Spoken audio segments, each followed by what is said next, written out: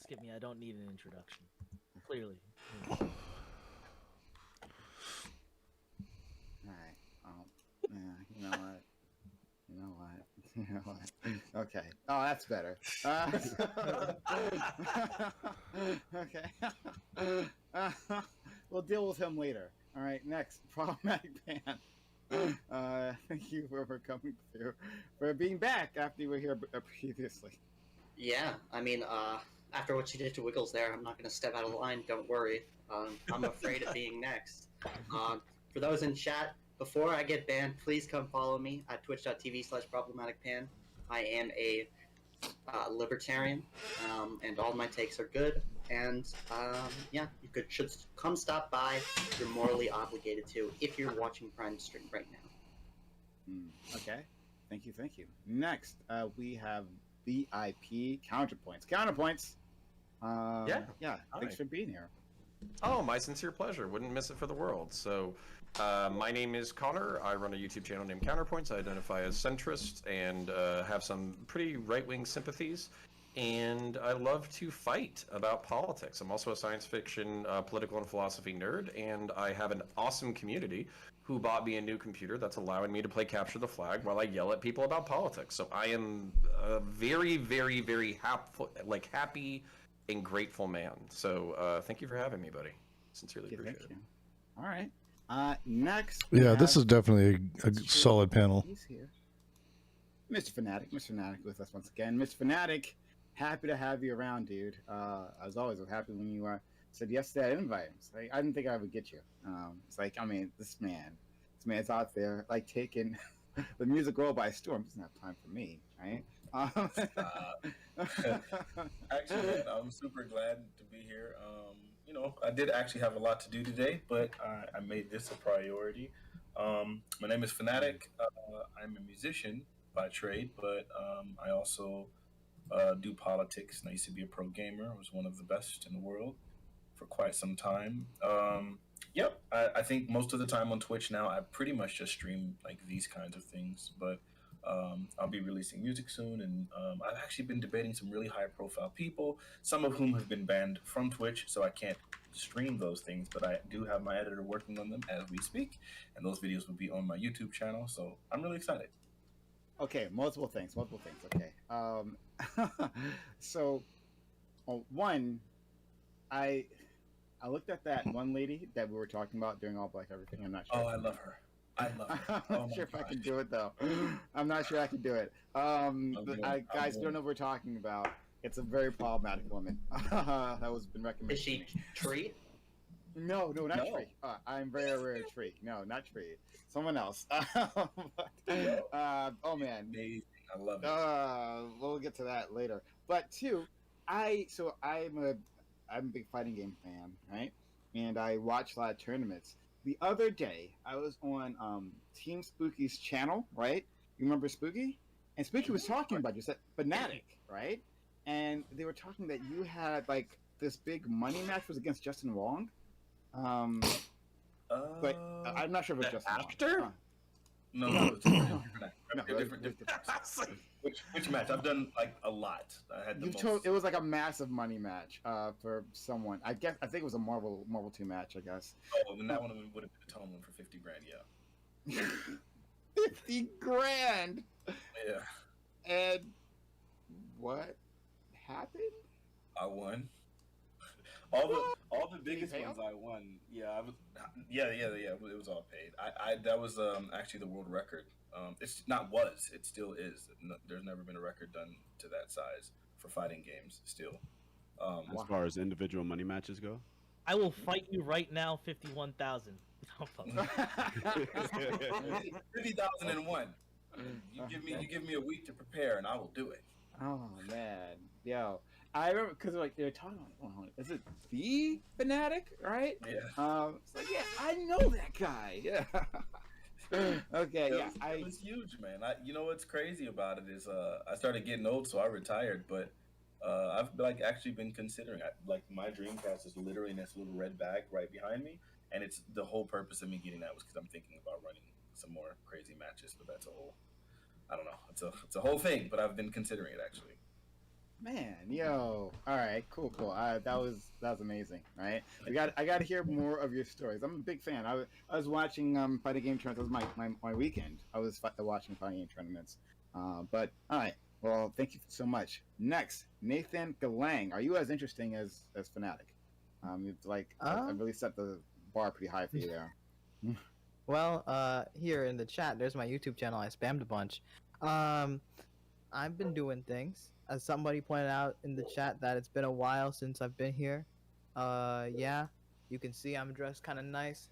Just came out of the 14th story of a nice building, talking to some people, you know what I'm saying, on that grind shit.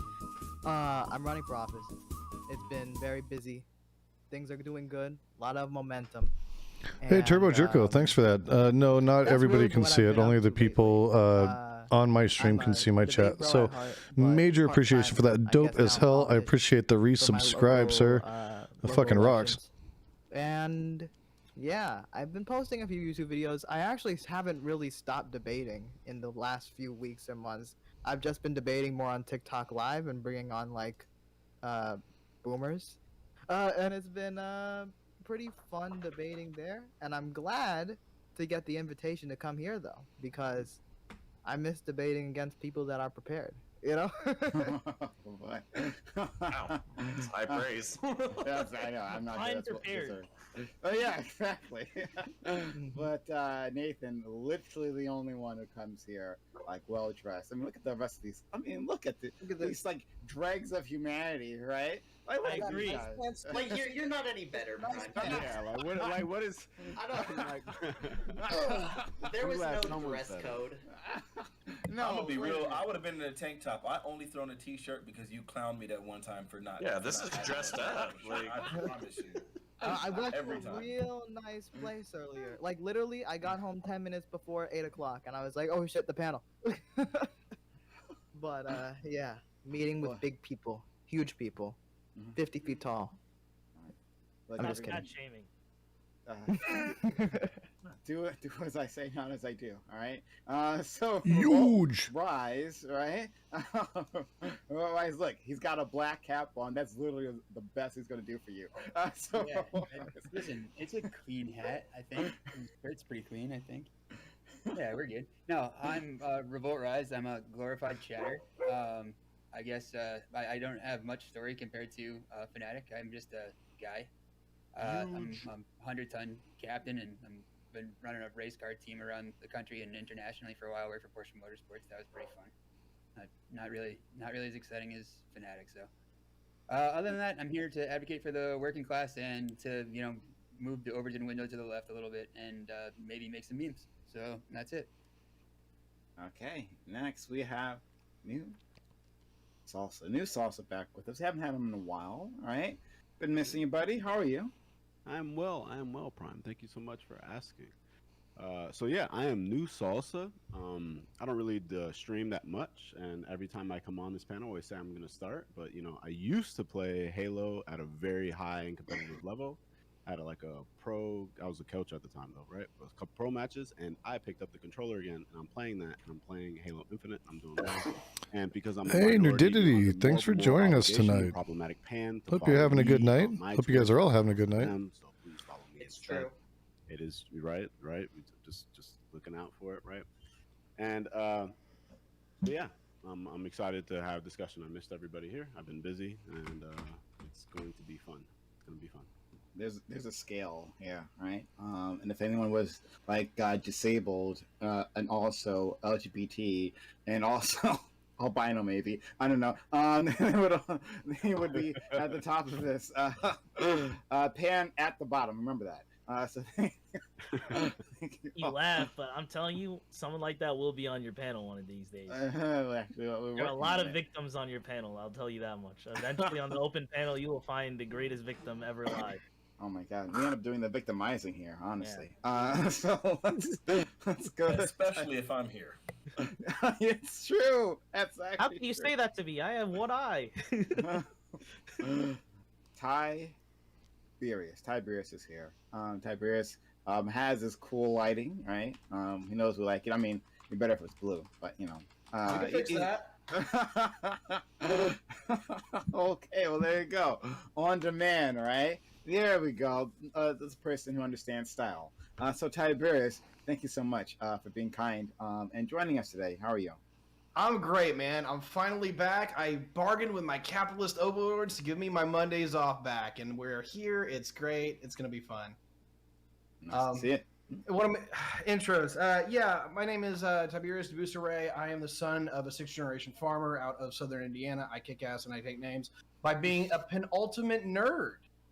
I talk Geopol. I talk sci-fi. That's your Star Trek, Star Wars. I talk 40K. I talk weeaboo shit. Like, I'm a massive anime fan. I love my Gundam.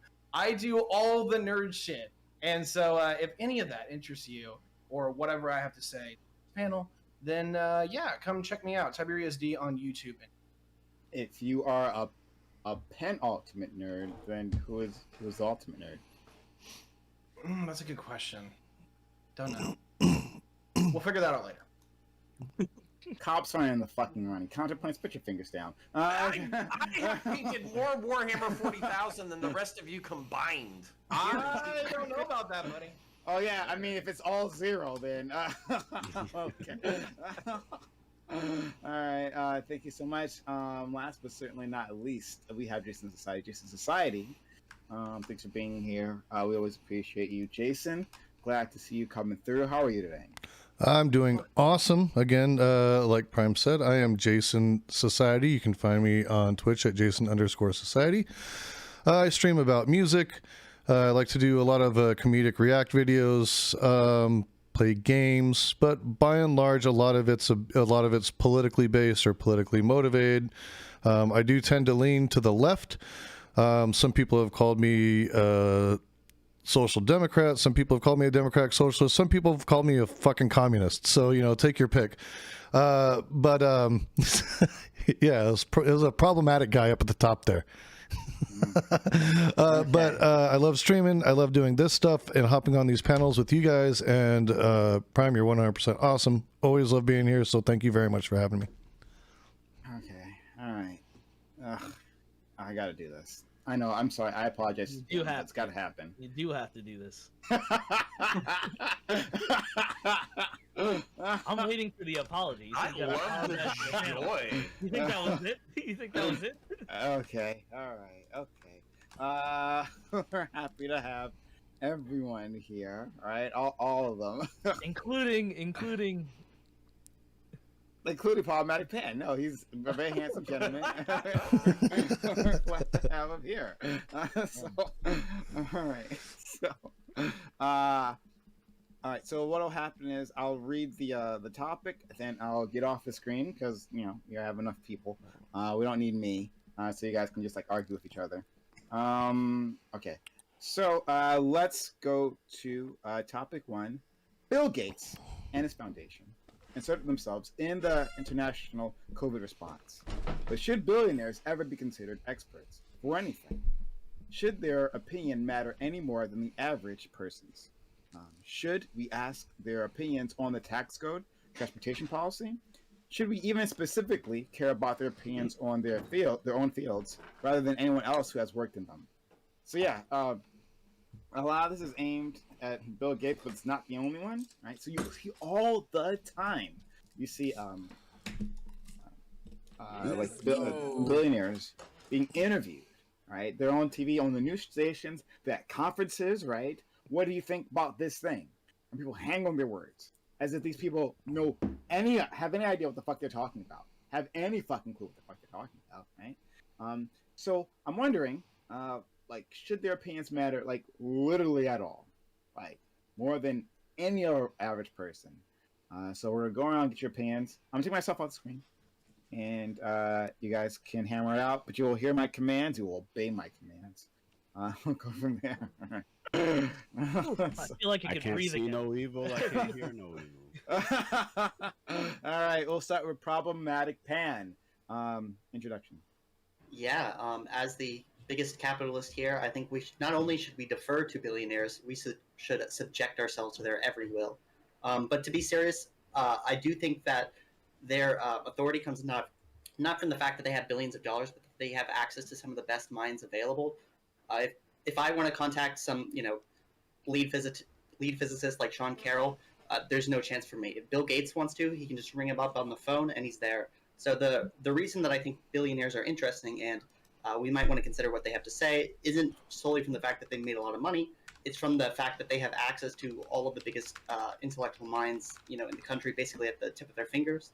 And I think for that very reason, we should consider them. I mean, for example, we say Bill Gates stepped into the coronavirus pandemic. Well, the Bill and Melinda Gates Foundation did, which has many scientists, has a bunch of personnel. So I do think that to an extent, they are worth listening to, especially if they have large organizations with access to many intellectual figures. I don't think their individual opinion matters more than anyone else's, but I do think that talking to them can get you access and stuff to some very valuable opinions. Okay, Revolt Rise. I think that it's exceptionally problematic to assign the descriptor that they have the best minds available. Like, there's absolutely no indication that they have the best minds. They have the most expensive minds, and they have the most nepotistic minds, and they have the most connected minds, but they don't necessarily have the best minds. And so that's one of the biggest problems is that assigning these people any inherent value because they have a bunch of actual money and therefore power in our society is tremendously problematic. We haven't necessarily seen that Bill Gates has been effective at doing any of the things that he's being involved in right now.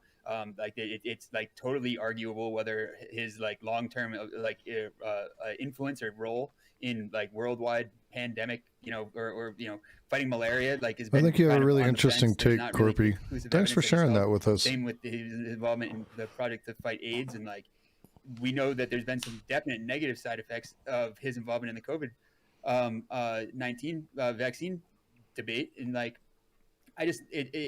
these people have been doing this for hundreds of years. There's just been rich people that have these quote unquote great ideas.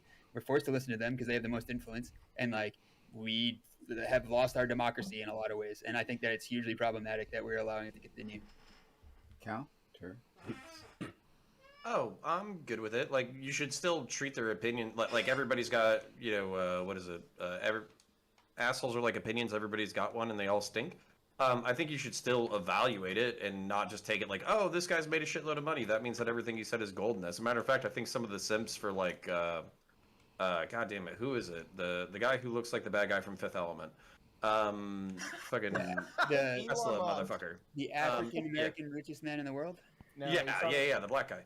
So, all right. So, memes aside, no, but at the same time, what they can be counted for is some level of experience of creating and basically running successful institutions. But our judgment should continue, and their opinion shouldn't be valued uncritically. So that's kind of where I land on it. Where I do think that the demonization of powerful people who run institutions is a little weird. But besides that, take it with a grain of salt. But yes, they should be valued, and I'll wrap it up there. Okay. New salsa. Yeah, I 100% agree more or less with Problematic Panic as well as Counterpoints, where billionaires, it's we can't instantly, you have a lot of money, just throw away your opinion because you might be corrupt or whatever. We have to be careful with that because, as they were saying, they do have access to a lot of different people and a lot of different information. And as well as if they're sitting at the head of some of these foundations, no, they won't necessarily know how, why exactly 2 + 2 = 4, but they're just regurgitating a lot of the information that their scientists or whoever they have underneath them, right, is giving to them, right? And they're spouting it out like that, right? Now take it where in the same, I would say, I would take the words coming out of their mouth about very complex issues in the same way I would about any streamer that I trust where they get their insight, right?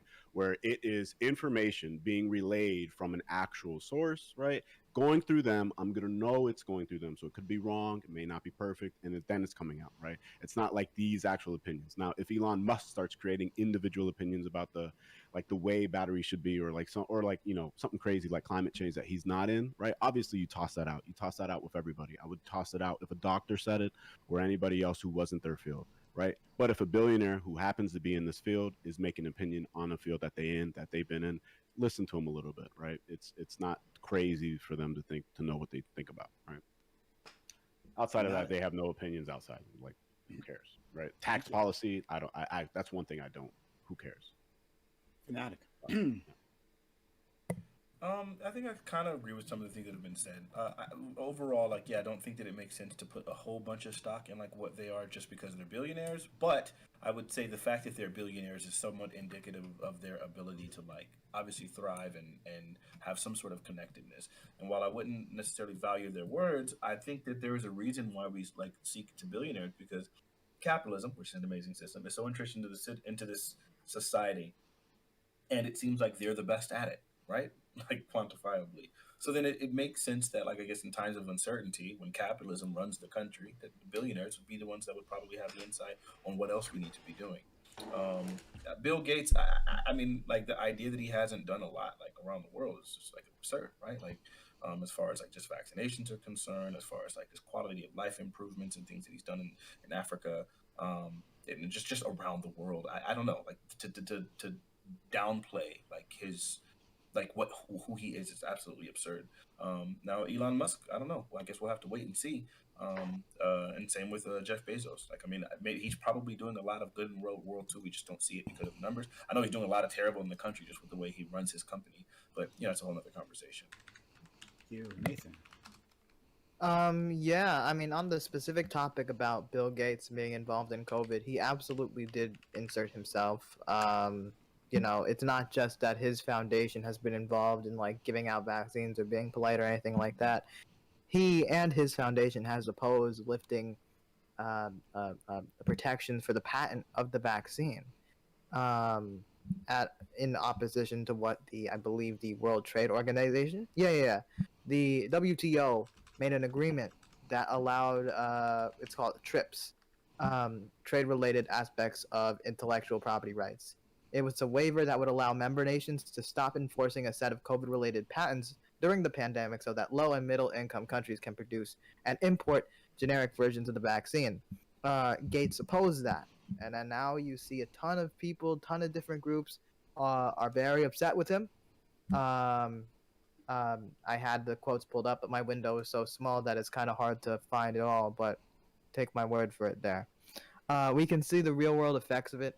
Most of Africa did not reach the 10% goal of vaccinating their people. I don't know if it was first vaccination or full vaccination, but most countries did not reach that 10%. And overall, the entire continent, I believe, got just 4% of Africa's population is fully vaccinated.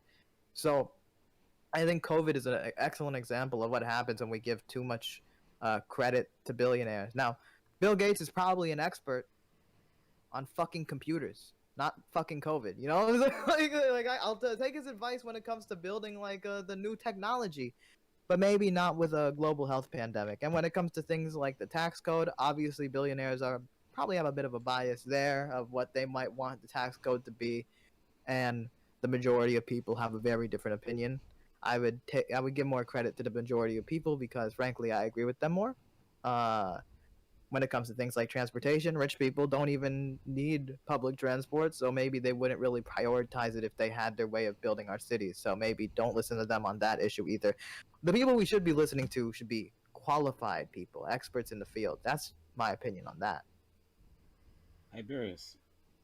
Yeah, so let's just make this really simple. Take Connor's and Fanatic's statements, copy paste those because I'm 100% with those. And then the only thing I'll add, because it's the only thing that I have left, is that if they're rich and they have an opinion, generally overall, if they're first generation, that they earn their income into that, they're usually pretty competent. They're usually pretty smart folks. Doesn't mean you should listen to them on everything. If they're a kid, they're second gen, they're morons. Don't ever listen to them on anything. And I'll actually end with that. Jason. Yeah, I think that you definitely can heed some useful advice from people who have acquired, a mass of money through their work. I think that it has to cater to what it is that their expertise is.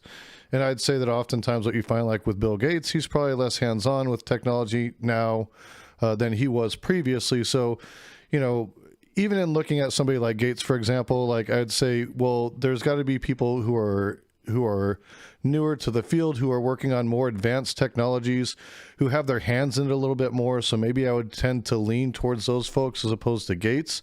Doesn't mean I don't think he can provide some insight. Sure, that's great. As far as like insight into tax policy and things like that, I 100% think anybody running a major corporation should keep their hands completely away from that.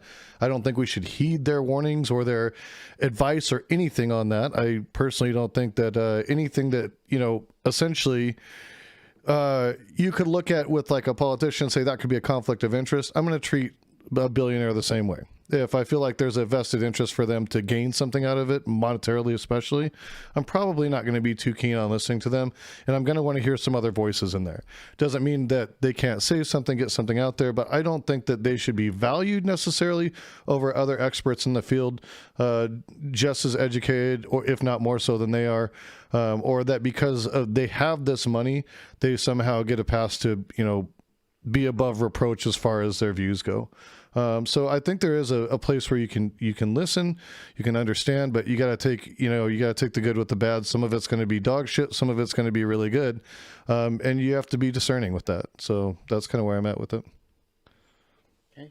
Finally, Wiggle. I think ideally, you wouldn't want billionaires.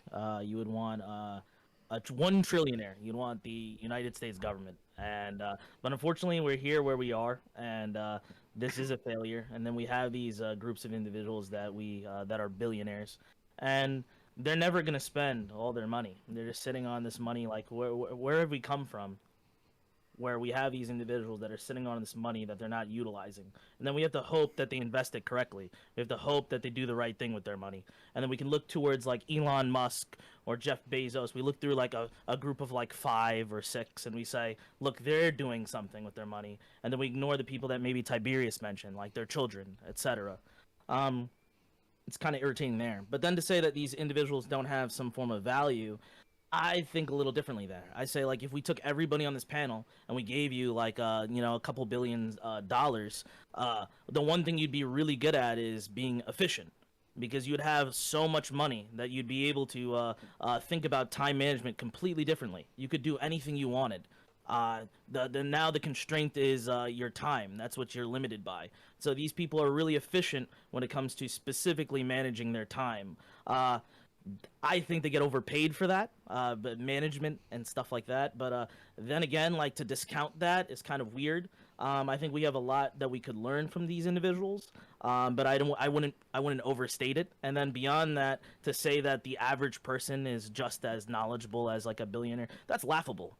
That's laughable. That's like that's just like some AOC type of talking point. The average person is not as smart as the average. What did Tiberius say? Like the first person to come into $1 billion in this the first generation of billionaires. No, they're smarter than the average person.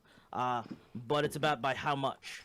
And another thing I thought was interesting. It was stated on the panel earlier, something about like Jeff Bezos, what you feel about him. I thought about that, and it was kind of interesting. I think it was Fanatic that said it. I was like, you know what? As a consumer, I love like what Jeff Bezos has done, but then as a human being, I feel like, damn, like this is pretty bad. And then we have to ask ourselves, like, where's this trend going? Where like as consumers we're happy, but then as human beings we might be less happy with the situations around. And there's this competition between these two forces, and it feels like the consumer in you is always going to win.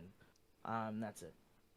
Listen, I don't think that like first generation billionaires is really like there's so very few of them. Whenever I hear about first generation billionaires and people, it's only black people, right? Like Bill Gates' parents, like his dad was like a lawyer to the Rockefellers, and his mom was like super duper loaded. Like he was already like in the top 1% already, like as a kid, and going to school with like the Rockefellers. So it's like it's kind of crazy to me, right? Jeff Bezos and his mom, like his parents donating all that money to help his failing business at one point. Donald Trump and his small loan of $1 million.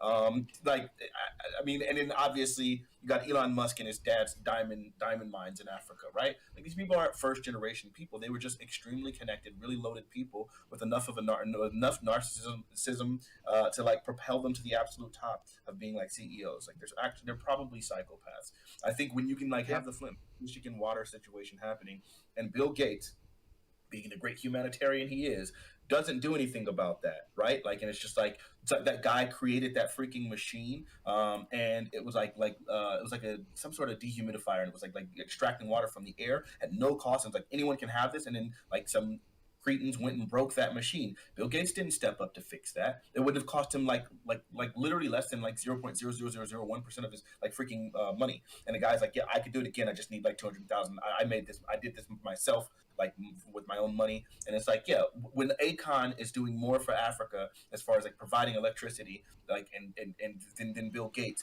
I'm not going to look at him as some sort of humanitarian like saint. At all, right? And these people are not like necessarily first generation billionaires.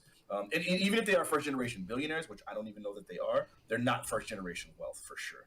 Well, there's a big difference And, between first generation. Just quickly, we do have a hype train going on. You guys want to hop out? Subs to the channel, gift bits or gift subs to help out that hype train. But thank you for the guys guys and gals who gifted so far. Okay, Pam. Yeah, I mean, I do think there is a difference between being born into wealth and being born a billionaire. I do think that even if your parents are relatively rich, like admittedly Bezos' parents, Gates' parents were, being able to transform that into billions of dollars is not a small feat. You know, there's a lot of people who are born into wealth, not very few of them become billionaires. Also, when it comes to like Bill Gates, you can question his motives and stuff, but I don't think he's doing this for the profit. He's donated billions of dollars for this. He's not making money from this. He was warning about the potential for a disease outbreak since like 2015. It's something that he's kind of been focused on since he's done his philanthropy, is diseases and infectious diseases and spreading and shit. So the idea that he's just like out here maliciously to patent all the drugs and make a bunch of money, I think is a little bit ridiculous. Because who said that? Well, some people. Nobody said that. Nathan, I swear if this ends up being Twitter. Nathan brought it up. Okay, I good. brought up the fact that He absolutely is. I don't know making money. I don't know what his motivations might be. I can't read into his mind, but I know that he has put his foundation up in front of everybody to say, "Don't worry, guys, we'll vaccinate people." They clearly have not vaccinated enough people in the developing world. And let me read you a quote right here. There was a quote here that says, "No barriers should stand in the way of equitable access to the vaccines, including intellectual property," which is why we are supportive of a narrow waiver during this pandemic. This was written now by the Bill and Melinda Gates Foundation CEO because they are now reversing course on their position. Even they recognize what they were doing was wrong and they have to change it. But yeah, I would say not allowing generic drugs and wanting to protect patents during a global pandemic is a little silly. I mean, doesn't that show though they were willing to reverse course? Like, it's not like they stopped doing work. It was like, oh, no patent rights. Yeah, I'm not saying that they never said that, right? Yeah, obviously. After months of failing, after months of people dying, and as a new variant is now taking place. So, I mean, sure, they're changing course now. Good job, I guess. Clap. But it shows that, like, they were wrong, and maybe we shouldn't just trust them just because they're billionaires. I mean, I'm not saying just trust them because they're billionaires, but I don't think that there's these self-motivated, like, people here. They're donating a bunch of their money. Yeah, but, like, he was bragging. What percentage? Wait, what? Do you believe it's altruism? Like, do you not believe that there's I self-motivation? don't believe really in altruism. I think it's most likely because once you're as rich as Bill Gates, all you have left to do is try to build your legacy, and generally that's going to be a humanitarian aid. Well, because they don't really have many material needs, right? I mean, if you think Maslow's like hierarchy, he's all the way up to like self-actualization. He wants to build a legacy, like be remembered. Yeah. So right? I'm not saying that like he's doing this because he's just a nice guy. Isn't that selfish motivation? Yeah, sure, but I think all motivation is selfish. A lot of this altruism or perceived altruism. Yeah, like, exactly. If somebody does something good, but because they do it for their own ego, they still did something good. I know, that's the point. Well, a lot of this philanthropy isn't just the goodness out of their heart, and that's correct. And the other thing is there's also tyranny in some of this philanthropy. They're doing it because they want a foothold in certain countries. They're doing it because there's an advantage for them. There's a tax advantage. There are tons of advantages for them to commit philanthropic acts. Like, let's not act like they're doing it out of the goodness of their heart. They're not. And some of these philanthropies aren't actually doing shit. like they're pushing a lot of money up to admin costs and shit like that, and not much is getting to the people. So like, there's that too. You know, come on. May I add, because someone's pointing this out in the chat, and it's very interesting. Nathan finds such ways to blame billionaires for COVID. No, it's not me blaming them. I mean, here's a statement from the co-founder of the Initiative of Medicine, Access, and Knowledge. They say COVAX is failing. That's Bill Gates' little plan there. And they say at the beginning of the pandemic, it felt delusional, but at this point, it feels that way. She was saying that it's very likely that the devastating second wave in India could have been avoided had IP protections been waived much earlier on. So look, this isn't just my opinions. This is the opinions of a lot of experts, the World Trade Organization. All I'm saying is, like, just because people are rich doesn't mean we need to, like, this would be like more than just like on the process. Like I think wasn't the discussion like this? They talked about this like months ago. I feel like it was like 6 months ago or something. They were like, these companies have their own machines that also have IP on the machines, and they have IP on every specific part of the process. So it's like you'd have to waive all that IP, and if you didn't, like, it wouldn't inherently solve the problem you have in the moment. And the idea that this is like time sensitive, there's these lives every single day, there's other things that you could divert your attention to, something about like these facilities and these companies are the best equipped to utilize these resources right now, and perhaps in future it'd be different. I think it was like more complicated than just like waiving the IPs, the best thing, and then etc. No, I mean the earlier discussions. Oh, I'm sorry. I'll just say this real quick. I'm sorry. I've been away for so long. It's hard to not talk. But I remember the discussion about this from like a few months ago. I think a lot of the motivation on the anti-waiving the patents or getting rid of the patents, they were like saying like, this is serious. We don't want to waste time on this. These countries, they can't produce it. They don't have the factories. They don't have this. Well, now they've had like a year to set these factories up to import whatever materials or tools or whatever they need, but they haven't been able to in some cases. But now, with all the pressure, international pressure, the Gates Foundation's facing, among other. Yo, is somebody watching cat videos or some shit? What the fuck? What videos? What? Never mind. Maybe it's on my side. Yep. Okay. Yeah. All right.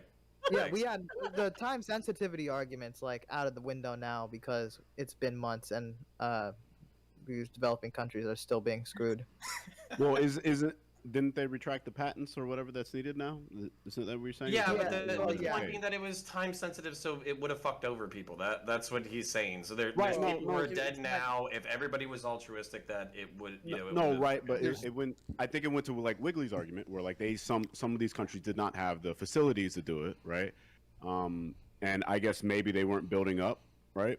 Were they building up during this time to have the facilities now, and they're like, all right, now everybody's able to make this, so I'm gonna remove. Well, no. Why would you you even build up if you didn't you know that you don't have that? No, you're absolutely correct. It sounds like what really happened, what it seems like. I think the evidence points towards the idea that what these guys were doing is they felt like the vaccines and like heavy vaccination might be the end of the pandemic. And if that's the case, then if they're the only people with the vaccine, then they make all the money from it, and it's great. Like, so they get their money and they get their power and so on and so forth, and they control everything.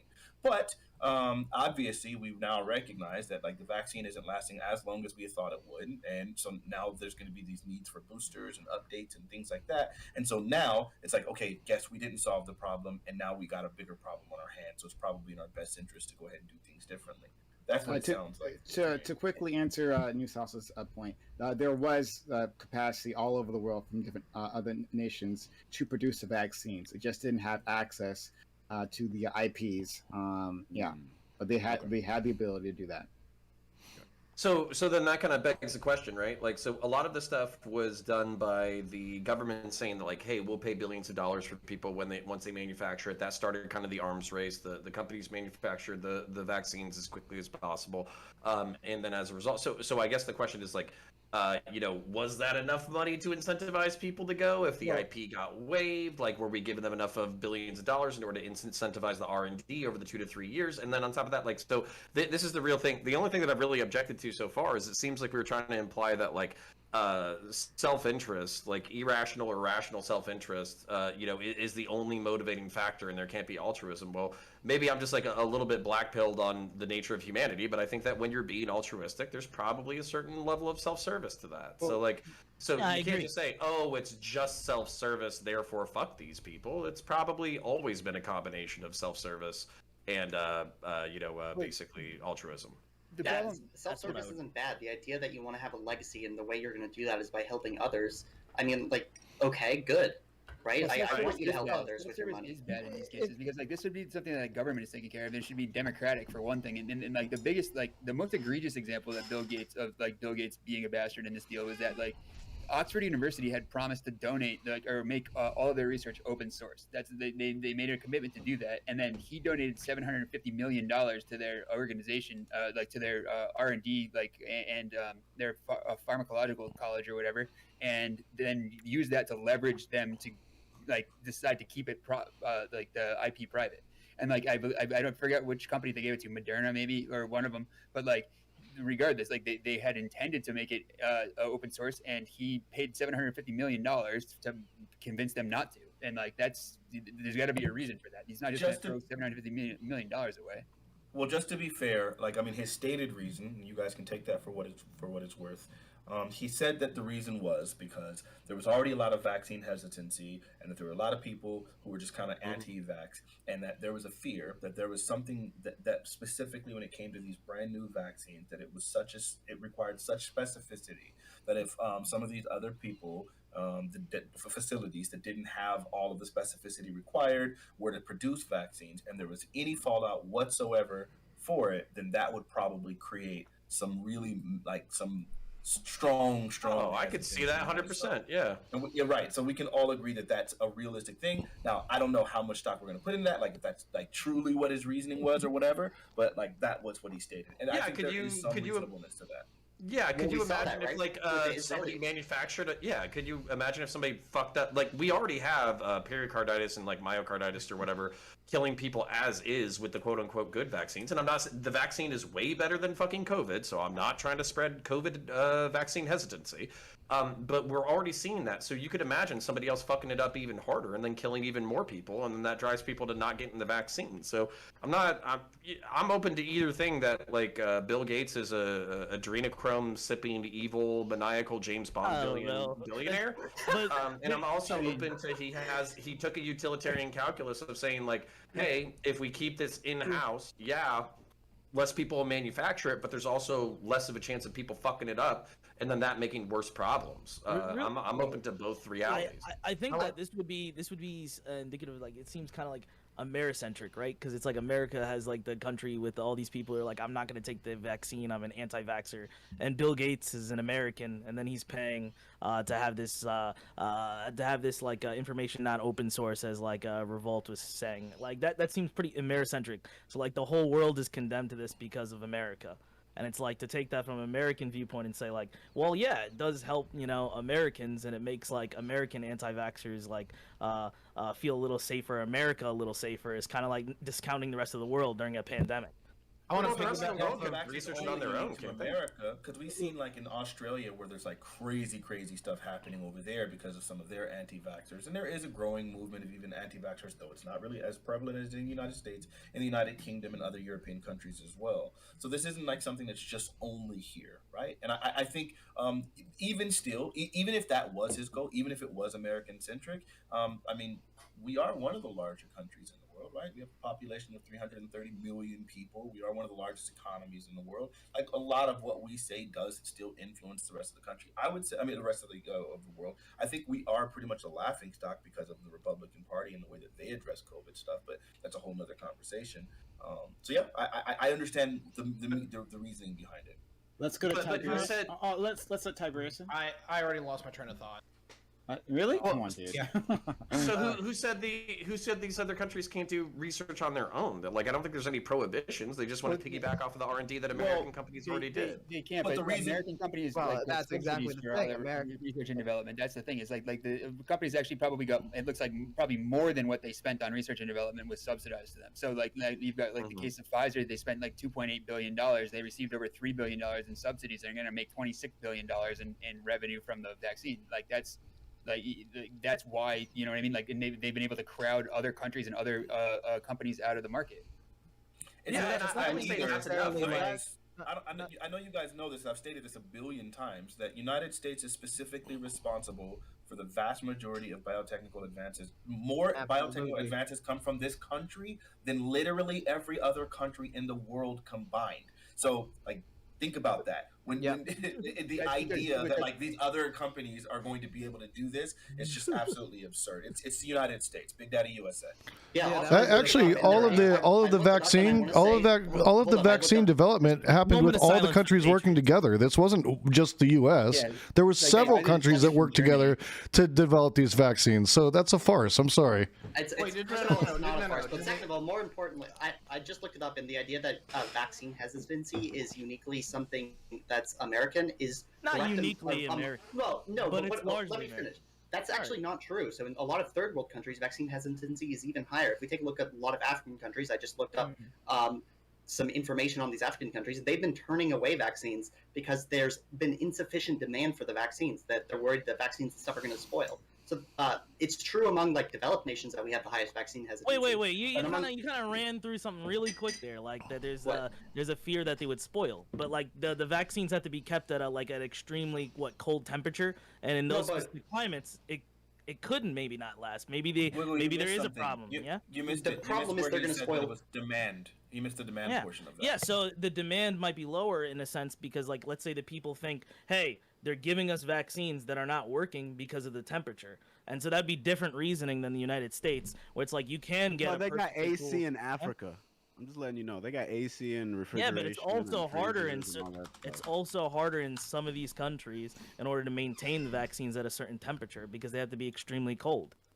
Hey, I that's mean, a I- good, that- there's, I- a, there's a fair point coming out of that. I mean, I'm looking at a list here. Some of the problems with COVID shots in Africa is that while there are some deliveries in the countries, a lot of them are not prepared. Lack of funding, lack of staff, lack of community outreach to get the vaccines out of there or out to people. So I think the point about COVID hesitancy being much more unique to the United States, I mean, we can only when we look mainly at developing countries, you can see in all these like Western countries, there's huge anti-vax movements, rallies, protests, and all that stuff. The only people to really show up electorally have been in the United States. I mean, when you look at like electoral politics that has happened during this pandemic, you can look at like Canada. The People's Party did shit. You know, they didn't go out. They were their whole identity was being like anti-vax this election cycle, and they did it very poorly. So I really don't believe that. I do agree with the idea that the vaccine hesitancy is much more of an American problem. Now, that doesn't mean But there's it's not zero that in third world people. countries. You can't just discount these countries. They matter too. Like earlier, we were talking about, oh, it's just an American thing. Well, we have to remember, a lot of the times these variants are coming out of very highly unvaccinated populations in third world. Yeah. That's But why we see hang on, variants hang coming on. out of- Hang on, you But- guys are but I missing think- something very important here, right? Like, and that's the fact that the United States, our sentiments and the sentiments that we carry and the movements that we start here have an influence around the world. Like, we have a heavy influence. So if you see an uptick in anti-vaxxers in other countries, it could very well be the fact that they're getting it from us. Wait, but real Like, quick, real quick. what- you know. I haven't seen like significant proof that there's like a huge amount or a movement of being anti-vax in these other countries. When especially in the developed world, many of these countries just don't have it. That's why we see the low numbers, and I would attribute the low numbers to the fact that they don't have it. But when we look at countries where anti-vax movements are more prevalent outside of the United States, we can see that they do abysmally. They do horribly when it comes to electoral politics. They don't have popular support. It's not, again, the point isn't that there's zero vaccine hesitancy in the developing world. I'm Yes, sure you thank can you. find a couple people, but it's clearly much more of an American problem. Yes. But it's, I mean, to be fair, I don't know the electoral politics of South Africa or Zimbabwe or these countries. I'm not that educated. Like, if it's true that this isn't Thank you an for issue telling there, us that. I agree. well, what I'm saying is, But I don't think you have any I don't think evidence you guys to were your paying side. attention. I don't think you guys were paying Well, like. Wait, evidence on our side? Evidence that what in the United States we have like dramatically more No, access but no to one's denying vaccines, that. and there's still a unique level of like hesitancy, like but to the no one point is of denying that, your right? government's telling you. Obviously, The I government keep has saying- partnerships with companies like Uber to pay you to go get a vaccine. There's people that are like getting sick that has all around nothing you. I get that. to I'm not do saying with America Dan's doesn't point. have vaccine Yeah, it has a hesitancy, lot right? to do with it because do you think No, they it have doesn't, the 'cause same I access don't in certain disagree. countries to get Yeah, a vaccine? let They me don't have the fight. same I gotta- access, but the fact that they have stockpiles of vaccines going unused because there's no demand for them because no one wants to get vaccinated, that does suggest to me that there's some vaccine hesitancy there. They have the vaccines, they're willing to give them out, but no one wants them. So I would imagine that's vaccine hesitancy. You know, if Maybe, it's free maybe at they're the just point so of stupid service? they don't know how to go to the doctors and get a vaccine shot, but I doubt that's the case. Yeah, and wait, No, it's- wait, so, wait, so no, do you the have doctors hold can't on, get to Nathan, them. Nathan, Go ahead. please. Like, if I don't fight, my fucking chat is gonna fall asleep. Okay, so I gotta throw some bones. Okay, so fucking. I understand what it's like in the right wing. Yeah, so yeah, you gotta jangle the keys to keep the fucking kids entertained, right? So, anyways, the point being, like, I very much doubt that you have like polling data of like West African or South African nations with like approval rates for fucking vaccines. And what Pan's saying is a perfectly legitimate point, saying that there's probably some level of vaccine hesitancy. And then on top of that, I think weren't we among like eligible adults? Weren't we at like 70% or like 73% or some shit like that in like all of West Africa and South Africa? Are they breaking double digits at this point? So that's kind of my point, is like, you can say that we're just making this shit up, but I don't think you have any fucking evidence to say, oh yeah, everybody in West Africa and South Africa is ready to fucking go. They just don't have the fucking logistics for So it. But the continent of Africa has suffered from vaccine shortages made worse by a shortfall in deliveries from the global vaccine sharing initiative COVAX. Wealthy countries that pledged to support the initiative have given it only a fraction of the promised doses, and that's probably part of the problem. So, you know, there's that too. No, so that's not the we are not giving, we are not even getting the doses to them. They don't have the infrastructure to deliver those dosages. They said no. So the idea that we're not giving them enough doses is obviously incorrect, because we were offering them more doses and they said no.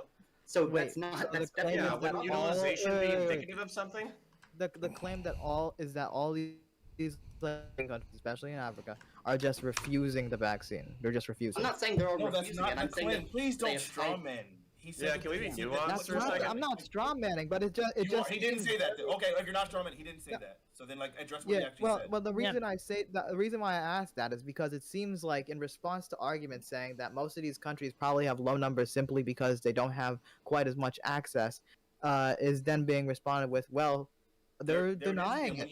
But I don't know if it's simply because, again, you're reducing and being reductive and strawmanning, because he didn't say this is the only reason. He just said this is a contributing factor. But that's he mentioned that every time. If you somehow missed the nuance that all the rest of us intelligent people caught, then maybe that's your problem. But that's not what he said. Please let the conversation. Can we just admit that Americans are not uniquely stupid? That we're about as stupid as everybody else? I do think that it's is a the thing unique I have problem a. here. That is the thing that I have a problem with, right? So your argument is that Americans are uniquely stupid. With No, this, I yes. don't think- With this, I yes. think that on this With- issue, yeah, exactly. Less I- people are getting vaccinated because there's more vaccine hesitancy culture here. Absolutely. What I would say is Are you sure you're just not exposed to it? well, do you mean? counterpoint. I think your you statement. exist in, I'm assuming you exist in the U.S., right? It's very clear. It's up in your face. It's really easy to see, like, that you in your street that there's people like protesting the vaccine. But since you don't reside in these other countries, speak their other languages, see all this other stuff, as well as know where like the nation stands for vaccines as a whole. Like, when we look at are you other sure? countries, when we look at like other countries, when we can see vaccine hesitancy in our own government, when we look at other countries, we don't really see it much in government, and then maybe there's like some fringe cases. Yeah, but he's other saying is that a countries are very- selective? But he's saying is that like a selection bias? That's exactly what he's asking. No. It's like I don't have we a bunch of like- wait. I don't have a bunch of anti-vaxxers that I just see walking down my street all the time, and I'm in a nice liberal area.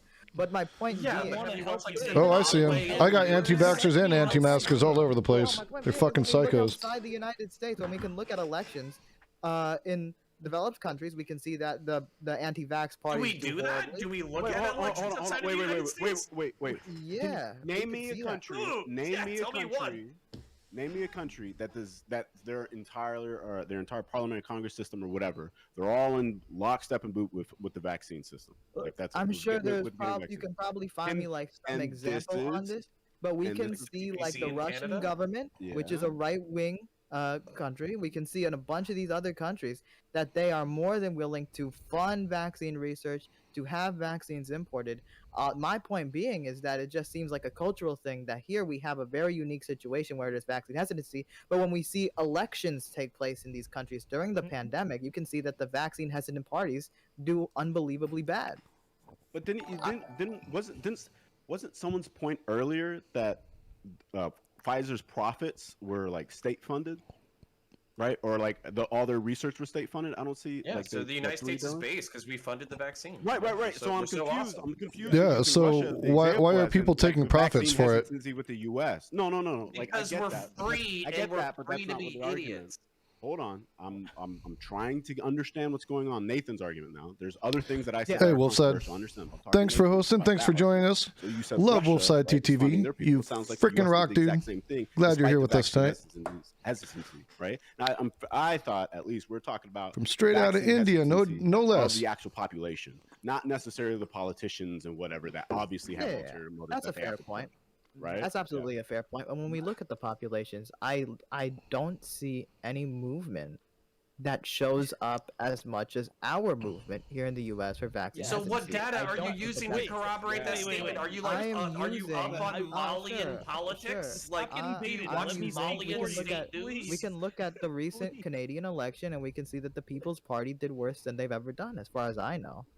Or maybe not, but they got last Right, place. but hold on, Nathan. Wait, are isn't you this really their first reducing? election? Again, you're doing this small brain thing where you're like reducing like I don't them think doing this is bad small specific. brain. It has to be small brain if you're trying to imply that they're Really? only doing bad because of vaccines. If you're not implying that, then it seems like something that's disingenuous to introduce into this conversation, right? No, the One or reason why other. I'm Which one bringing is it up, being the small brain and being reason dishonest? why I'm bringing it up is because the People's Party decided during the last Canadian election to heavily focus on the subject of vaccines, and they were being anti-mask, anti-vaccine, and so forth, and it didn't work well electorally.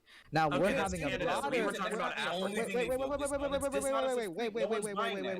love the We're having a broader discussion about COVID vaccines worldwide, and we're discussing about well, actually, this subject is more about billionaires. There's So actually- a lot of this is being brought up, like, hey, Bill Gates, for example, and his foundation has pushed that we protect IPs, and that has prevented things like generic drugs from being created and imported. And because of that, I would argue that's much more of a reason why these third world countries and developing countries don't have high vaccination rates. I've seen no indication or proof of the claim that there's a massive anti-vax movement in any No of one these said that. countries. Okay, And well, I just read a list. Wait, I just read a list. I just read a list explaining that in Africa, some of the biggest problems are one, lack of funds, lack of staff, and lack of outreach. That doesn't Thank mean you. that they're incompetent. That doesn't mean there's an anti-vax movement, but that just means there's a variety of reasons why their numbers could be low. Okay, well, I can actually give you some direct evidence because I've been reading this article, right? So the African director of the World Health Organization has been worried about the vaccine hesitancy. He says there's no doubt the vaccine hesitancy is a factor in the rollout of vaccines. He talks about like the different ways that it's spreading. In this article, I linked it in the group chat, by the way. In India, in a lot of rural areas, vaccine hesitancy surpasses 50%, and health officials have been met with a violent, like people coming to help vaccinate, they've been met with violence. So the idea that there's no widespread movements of vaccines, after reading this, like I just don't think there's any. I don't think you can deny that. Like in India, this is where like the Delta variant came out of, if I remember correctly. So this isn't a non-issue. My point earlier was not saying that there is zero vaccine hesitancy. I just think out of all the many factors out there, I would much more look at things like the IP and the patent protections, because that's what different trade groups are saying is a major problem, and that's what different health experts are saying is a major problem. The only thing that I want a concession on is whether or not Americans are uniquely stupid. And if I don't get it, it's fine. I'm just saying, like, I doubt it. Here's what I'll say. Here's what I would say to that, Connor. This would be my direct response to that, which is that yes, we are inherently uniquely stupid in this because we have all the data, we have all the science, we have all the information, everything is right in our face, everything is approached right here where we can fucking see it every day by scientists, by science, and yet we are still stupid enough to fucking deny that shit. These other countries where you're saying there's anti-vax sentiments do not have the same resources to get the information out about the vaccine, to counter those anti-vax sentiments, and that's part of the fucking problem. Well, like You Germany weren't and saying France, that we're more morally Man, capable. can We're you look saying up it like exists the? there, right? I'll do it. It's fine. in the group chat. All right. Finally. I'm gonna go find a corner. Nathan, And you're stick my nose in it. insufferable to be on the same side with. Let your friends help you. Here, Yeah. Penn. The reason why this is different is that you're trying to conflate the reasons why United States citizens are like have vaccine hesitancy towards people in other regions of the world. And that's where we're uniquely stupid, because here in the United States, our government will not only pay for the whole thing, so you can get it free at the point of service. You can just go and get the vaccine for free. On top of that, they're working with private companies, so you can just get driven there. You have immediate access, depending on where you live, that you can just like get a free ride to go get a vaccine. You can schedule a vaccine as easy as possible. Your access to it is crazy. It's phenomenal. And that's the difference. That's one of the key differences. And because you have that access, I'm that's not uniquely complaining about that, different than because I in think other that- countries. In other I never said countries, the reasons perhaps weren't going different, to go though. get the vaccine could hurt you. It could be economically worse for you. You could have No, to but travel a longer distance, etc. Wiggle, but that's just Okay. one specific example. We see that there are other countries where they have the same exact policies, where, like, yes, the vaccine is literally free. Like, there's plenty of countries that have been offering that, and they still have some forms of vaccine hesitancy. Yes, I don't believe that. I don't here. believe that there isn't vaccine hesitancy around the world. I'm saying in America, we uniquely Okay. have far more. Have far Can more I- vaccine hesitancy. We know Okay, this, so- but so that's I never just been looked it up. contested. Why are we arguing then? Well, I just looked it up because I have a contestation with this. So I would say that Americans are not uniquely stupid. That I just looked it up. That about 2/3 of the U.S. population is fully vaxxed, and about like 70% have received at least one shot. Considering that we live in like a civil liberal democracy where we value freedom and this, the American way and bald eagles and fucking machine guns and all that bullshit, doesn't that sound about right? Like for me, like I don't think you could be much more like what do you expect except for unless you mandate it by the state where it's like, hey motherfuckers, you're gonna show up to this fucking site and I'm gonna stick you in the fucking arm with this needle. Besides that, isn't 70% one shot and 66% fucking two shots? Isn't that about right for how stupid Americans are? What counterpoints? What Mhm. is your argument against getting a vaccine? I don't have an What? argument against getting a vaccine. I'm vaccinated. Exactly. So if it's easily accessible for everybody in America who has the ability to access it, why are there people who don't have it? Because they're stupid. Thank you. They're but they're stupid and they're free. But this is my point: is that if you had a free society that had the average statistics, like a Pareto distribution of like stupidity, you would probably have similar rates of vaccination. That's my only point. So if I went to the Kingdom of Mali and they instituted like a liberal democracy for like 50 fucking years, and then they had the same policies that we did that respected some level of individual freedom, and then they rolled out the fucking vaccine, I expect the numbers to be almost identical. That's what I'm saying. The main thing that I'm taking issue with is the fact that you guys are pretending that Americans are uniquely stupid. I think they're about as stupid as everybody else, and they're also more free than most people. So the question is whether or not you value that liberty or that freedom, or if you don't. I do. But I also freedom is not just the freedom to do good shit. Freedom is also the freedom to do incredibly stupid and dangerous shit. So yeah, that's my main point. Let me be fair to the counterpoints making. I think it's a good point that he made. I don't think here's a little bit of a concession. I don't think Americans are like stupid baby brained individuals just walking around aimlessly. You know what I'm saying? Right? Yeah, at least a third of them. That's the thing about our politics, though, is like a third votes, another third votes, and then a third is silent. So like it's just that 1/3 is a very loud 1/3, and that 1/3 has a lot of authority when it comes to our government. That's a problem in my view, and it's not just a uniquely American problem. I mean, Bolsonaro's gotten COVID like 50 times, you know. But I would say like.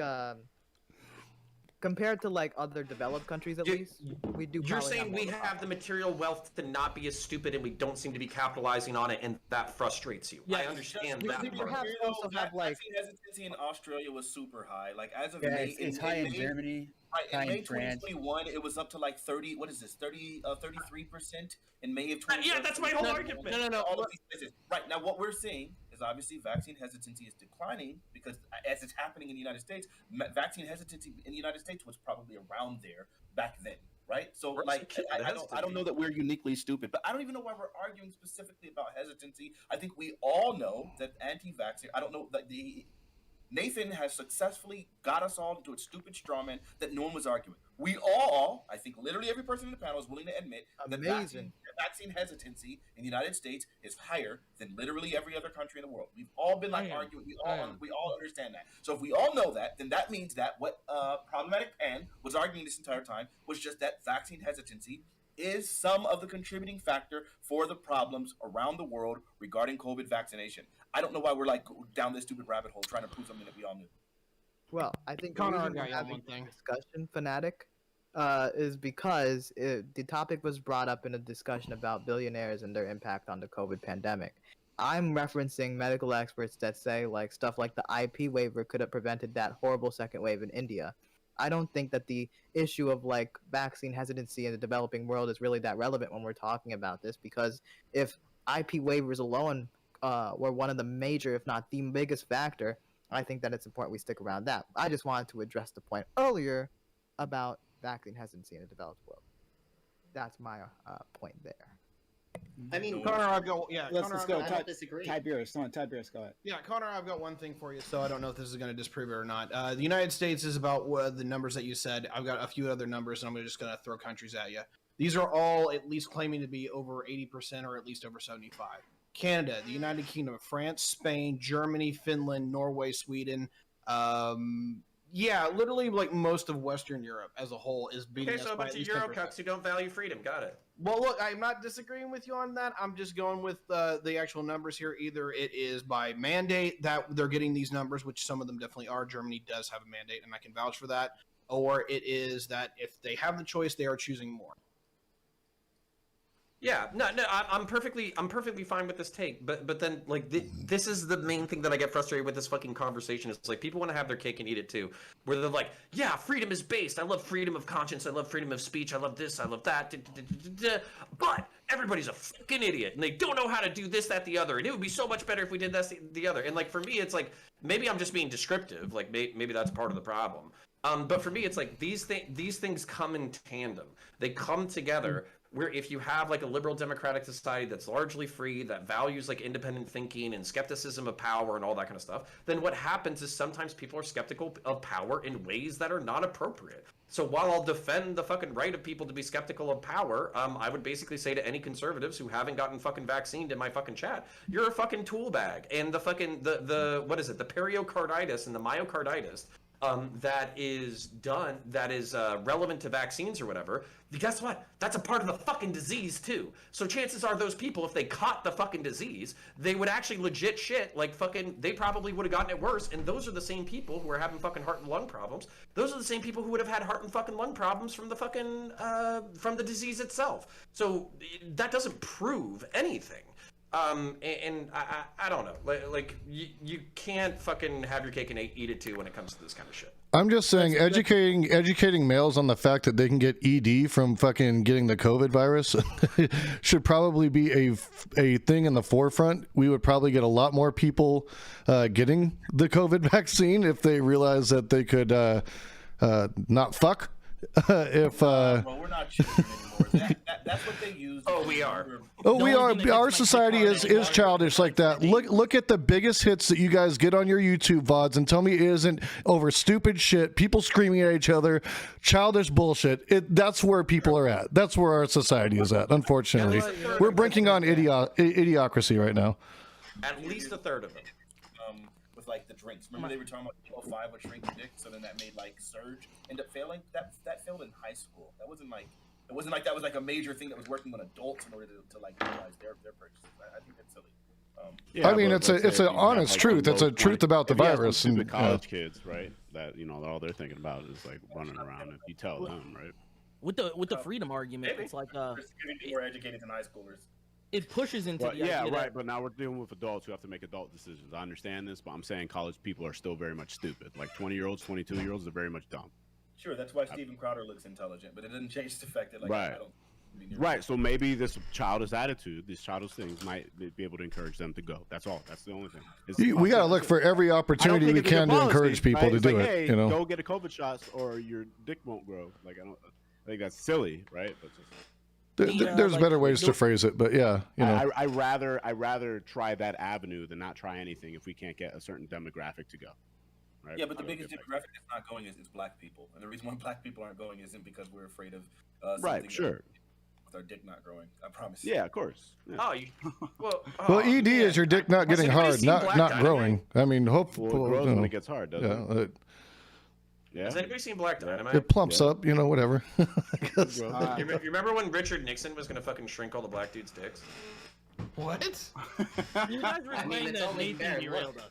You guys are complaining Nathan derailed us. Oh, wait, speaking of derailing, wasn't the original Listen, it's topic relevant. Maybe Michael J. White, a known kung fu and fucking martial artist, maybe he needs to make a movie about how fucking not getting COVID will shrink your COVID vaccine will shrink your dick. Maybe that's the answer. Or maybe they'll turn the frogs gay. Yeah, so wasn't the original topic actually talking about rich people and if we should trust them or not? I don't know how we got the fucking COVID and staying on it because we're poor. Yeah, Michael J. White is rich. I don't trust that guy. Fuck him. Yeah, fuck Michael. It's like I'm sitting here. I'm prepared to talk about the morals and ethics of rich people, and all of a sudden we're in COVID and talking about how white Africa. That's your fault. You came It's prepared. Prime asleep. I know. Yeah, your fault. You came prepared. You probably even read the articles too, didn't you? God. What a loser. I feel like we've exhausted this end of the conversation. So what did you want to talk about, Tiberius? But, so yeah, I don't know if you There's can more to this combo, but no Tiberius. Please no. Yeah, so I don't know if you can read any articles to figure out if rich people are moral or not. Other sides than opinion pieces, like, hey, look at the good they did or look at the bad they did. That's just going to be a hit job. But either way. So here's the reality. What just on a bare metric is that what empowers a person to be a billionaire, number one, and then number two is that whenever they are empowered as a billionaire, does that equivocate to them having a better opinion on the general whole regarding either one subject or all subjects or some subjects? So let's break that. This guy talked about the topic. I know, right? How dare I? So yeah, number one, does being a billionaire display competency? Yes. No. Yeah. Yes. I mean, not inherently. Sure, to a degree. Yeah, I mean, in your specified field or your ability to run a business, sure. Yeah, I'll give you that. Yeah, it's always gonna be a case by case basis on who they are. But being a billionaire alone does not display competency, right? Because you just who knows, maybe you're born into it. But if you're somebody that's been maybe started like a software business and somehow expanded that, and we're in the weeds or started and was a part of that, and it's your business from the dirt all the way up, I would expect you to be significantly more competent than like literally most other people when it comes down to whatever your industry is.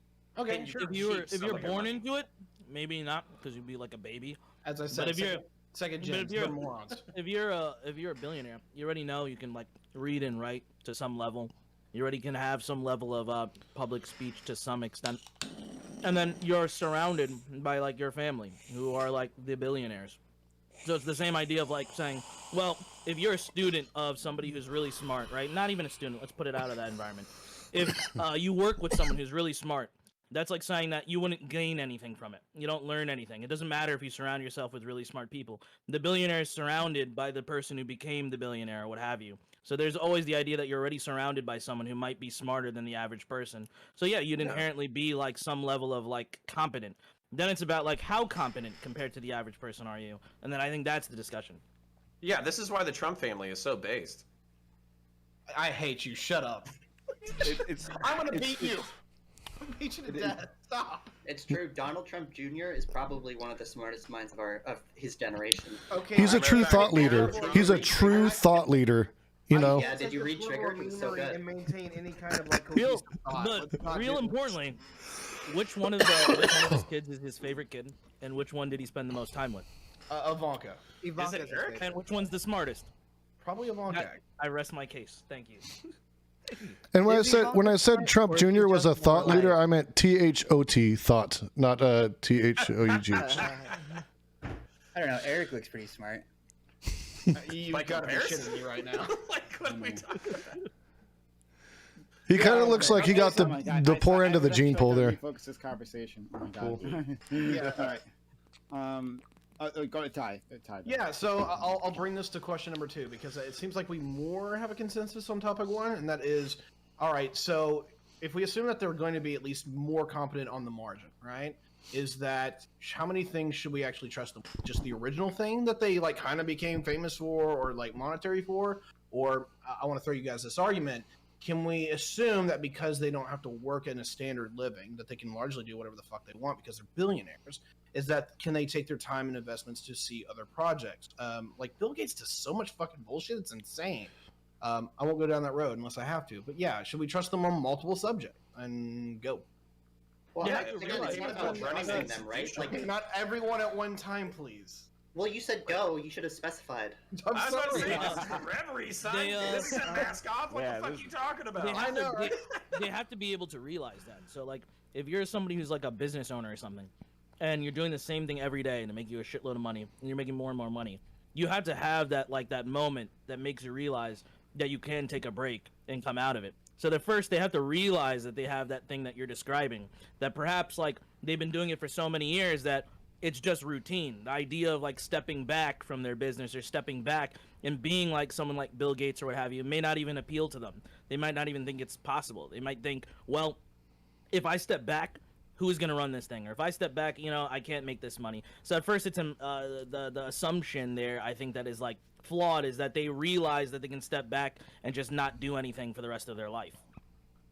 Well, Another I mean, thing no, is when that's you look look at- at- they all have the realize- financial freedom to do that, Yep. and Yeah, like- pretty much most of them do, right? They're not gonna stay CEO of their company until they drop dead at like 94. But it was you right? that acknowledged that they might do other things, like they might care about their legacy. So if Yeah, your of legacy is course. your like child or something, right? They might Oh, see no, that. Well, I mean, maybe, but not if necessarily. if you might think like, well, I could just step back from this and like, I'm good. Perhaps these people might not think, well, my grandkids are not going to be good. Maybe I need to ensure something because this is the only way to make sure that my grandkids will be able to be as wealthy as I am. And then there's all these studies that people bring up, largely like on the right wing and stuff, of like, well, people who like are born into wealth will lose it within a certain amount of generations. And I'm sure that these Three is the billionaires average. hear that as well. So they want to grab as much money as possible to make sure that doesn't happen to their family. And when you look at like people like Bill Gates, who he does a lot of stuff, right? He founded Microsoft. He's involved with public health for some reason. He has like a bunch of land all around the United States. I don't think just him being involved necessarily gives him expertise. Like, I mean, he has a bunch of land, but I'm sure he doesn't like know the ins and outs of farming the land or something like that. But The land thing freaks me Who out more knows? than anything else, dude. Yeah, it's a little It just spooky. all depends on the What's his plan? individual billionaire and the process and whatever they want to participate in, right? So like they diversify and all these other things, but when it comes down to pet projects specifically, like for example, like Bill and Melinda Gates Foundation, everything, where like this is their new passion post retirement or whatever, I feel fair. I have no idea. I made some great points. Counterpoint. I know you're celebrating. No, for me, I not just made like whatever a happens in fucking your Halo game. 100-yard skewer shot. Well, good job. Thanks, But- buddy. I think I would be more willing to hear what they said on those passion projects, right? Because this is exactly that. This is down their new passion. I'm convinced, like, if it's their foundation has their name on it, they're talking to all these individuals and talking to all these experts, that they probably are more interested in learning of the why and the hows, as opposed to like the business that they may or may not have started, which is like in operational mode, and they're probably trying like extremely like high level, right, with lack of interest, possibly. I don't know, maybe I threw that last part in, you can ignore that. But like, I don't know, some of these side passion projects, like, I would believe, honestly, like today I would be more willing to listen to Bill Gates about like, how do you say, about like vaccines and whatnot, than I would even venture to say some elements of software, not all of it, right? But like initial, I don't know. Oh, he's probably been out of the game for decades. Pretty- right. But the power of a billionaire is not necessarily in like in a specialization. It's in the capacity to run an institution and maintain money. So Maintain so money. that's So if I have money questions, I'll ask them. Money generally, right? If I'm going to ask, I'm definitely not asking Trump how to raise my children just because he has kids. Yeah. Okay, but You know what I'm saying? Like it's the same. It's the in same the grand thing. scheme of things, having kids isn't that hard. You know, you do the. I mean, raising them well is hard. Raising them well is hard, but having All right, them, good save. right? Yeah, well, I want it to be clear. That's what I meant. Connor was about right? to go Like, full attack now. yeah, I mean, I get that being a parent is hard, but like having a it's kid, not. you know, you do the thing, and then 9 months later, you have a kid. You know what? Being a for a parent man. isn't hard. It's just super easy. 18 hours a day, I and didn't you mean get to. tired. Yeah, Okay, I exactly. didn't mean to go into this like being a parent hard thing because I really don't give a shit. My point was that when it comes, we go to billionaires when they do something exceptional. Raising a parent, as great as it may be, you know, as fulfilling as it may be, it's easier to become a parent than it is to have an organization that sends you in orbit, right? Like if we take a look at shit like this, that is something that's hard. So like, I mean, I wouldn't trust Bezos to build me a rocket, but I would trust him to make a team to build a rocket because clearly he's able to do that, right? So the ability, the organizational ability is Revolt. But we're talking about asking him for specific advice, right? We're saying the billionaire, not his team of experts, not No, the he people comes he may along be with able the to billionaire. hire. Yeah. We're talking a conversation with this billionaire. Stick in outer space. Yeah, like, but you gotta be careful with when that we shit. talk about Bill Gates, we're not just talking about him individually. We're talking about everyone who knows his network, right? Like, Well, in Revolt, I kind of want you to address this because I think you have like one of the more critical perspectives or whatever. Is like, I think that so obviously having $1 billion is probably fucking sweet. Like you literally wake up, you just have your like mistress like give you a blowjob in order to wake you up instead of having like a traditional alarm clock. Your wife doesn't care because you literally give her $100,000 a day to spend. Like you know, like being a billionaire is probably fucking awesome, right? But at the same time, what I think is interesting is you wake up and probably everybody that you shake hands with wants a piece of your wealth. And they have new ideas and institutions and things they want to build and projects and philanthropy and blah, blah, blah, fucking blah. Where everybody around you is trying to basically take a chip off of what you have. So my point would be that I would give, while not saying that it's good or bad, I would give some level of credence to that person having like some kind of like social intelligence or economic intelligence if they're able to perpetuate an institution for more than a few decades without going bankrupt. That's what I would say. And yeah, I think in Prime's message about the topic broadly, he also asked, should we listen to their opinions when it comes to things like tax code and transportation policy? And I can't help but think of Elon Musk in this situation when we look at things like the Build Back Better. Elon, this is a recent article, 59 minutes ago. He's saying that the U.S. should get rid of all government subsidies. They should just can the plan. Now, look, maybe like TikTok libertarians gonna love that statement. I don't know, but like I don't. The idea that we have to get rid of like all subsidies just seems so reductive. He's also against the U.S. investing money into things like charging stations. He got mad over like a bill that would only, or like excuse me, a tax that would only affect like not even the majority of billionaires, a tiny amount, or no, maybe all of them. I don't remember. Who gives a fuck? They're billionaires. People. So like, I think that billionaires are extremely self-interested. Everyone's like all of us are self-interested. Yeah, all of us are self-interested. That's the point, The though. only difference. Thank you for Well, all of us are That's why everyone is Wait, biased as fuck that's on why taxes. Individual Amazing. people All shouldn't of be us- shouldering all the of us are- responsibility to do these things. This is why governments do these things, because No, but- everybody's self-interested, right? And like This- that's at least the major point of of my contention. But like the idea that like Bill Gates has a passion project that is something besides like himself, right? It is just like it's ridiculous. Like I everything. don't know. he's That involved dude in still trying to drives a build- Volvo and wears New Why? Balances. Why? What are you talking about? Why is that ridiculous? Why is that ridiculous for him to possibly have a passion project? Because like he started the Melinda Gates Foundation like to cover for his bad PR for the fucking antitrust suit that he got slapped with from Microsoft. Like that was like right when he started up. Like the point is like he got the billions of dollars that he has or in the first place by like fucking working illegally and like and taking advantage of fucking like an illegal monopoly, right? And he was never really held to account for that. That's one point. The other thing is that like all of these billionaires that do all this philanthropical shit, like it is they're spending so little of their money that most of the time what they do is they take a chunk of money, they invest it in a trust in the name of the whatever the foundation is, and then they put themselves on board of directors, and then they see how it's spent, if it's spent at all, and it's usually not spent. I think if you look at like the actual amount of money that Bill Gates spends, they make more money than they spend every year. Even though they're spending a lot, they're still profiting from this. Like it is not Well, and they're giving away money to credit card companies. Like, what the fuck? Like, what kind of philanthropy gives away money to credit card companies? Wait a minute. The point earlier about like the point. Oh yeah, about taxes. I wanted to say this to you, Nathan. Like that same argument could be used to say, oh well, you don't make this much money, so of course you want to raise taxes above this limit, right? You're self-interested to do that because it won't cost you anything, absolutely. and you get benefits in return. Yeah, like this idea that you can't, if you have an incentive to argue in one direction, your opinion doesn't count is stupid because we all do that. No. Their opinion absolutely counts because that's the reality of it. They get to influence a lot of fucking shit. The reality is they absolutely have influence. The point about self-interest is. The question of this whole debate is, should they have like some sort of say? Should they be the ones being interviewed on like CNN or MSNBC or Fox News whenever there's a big political question?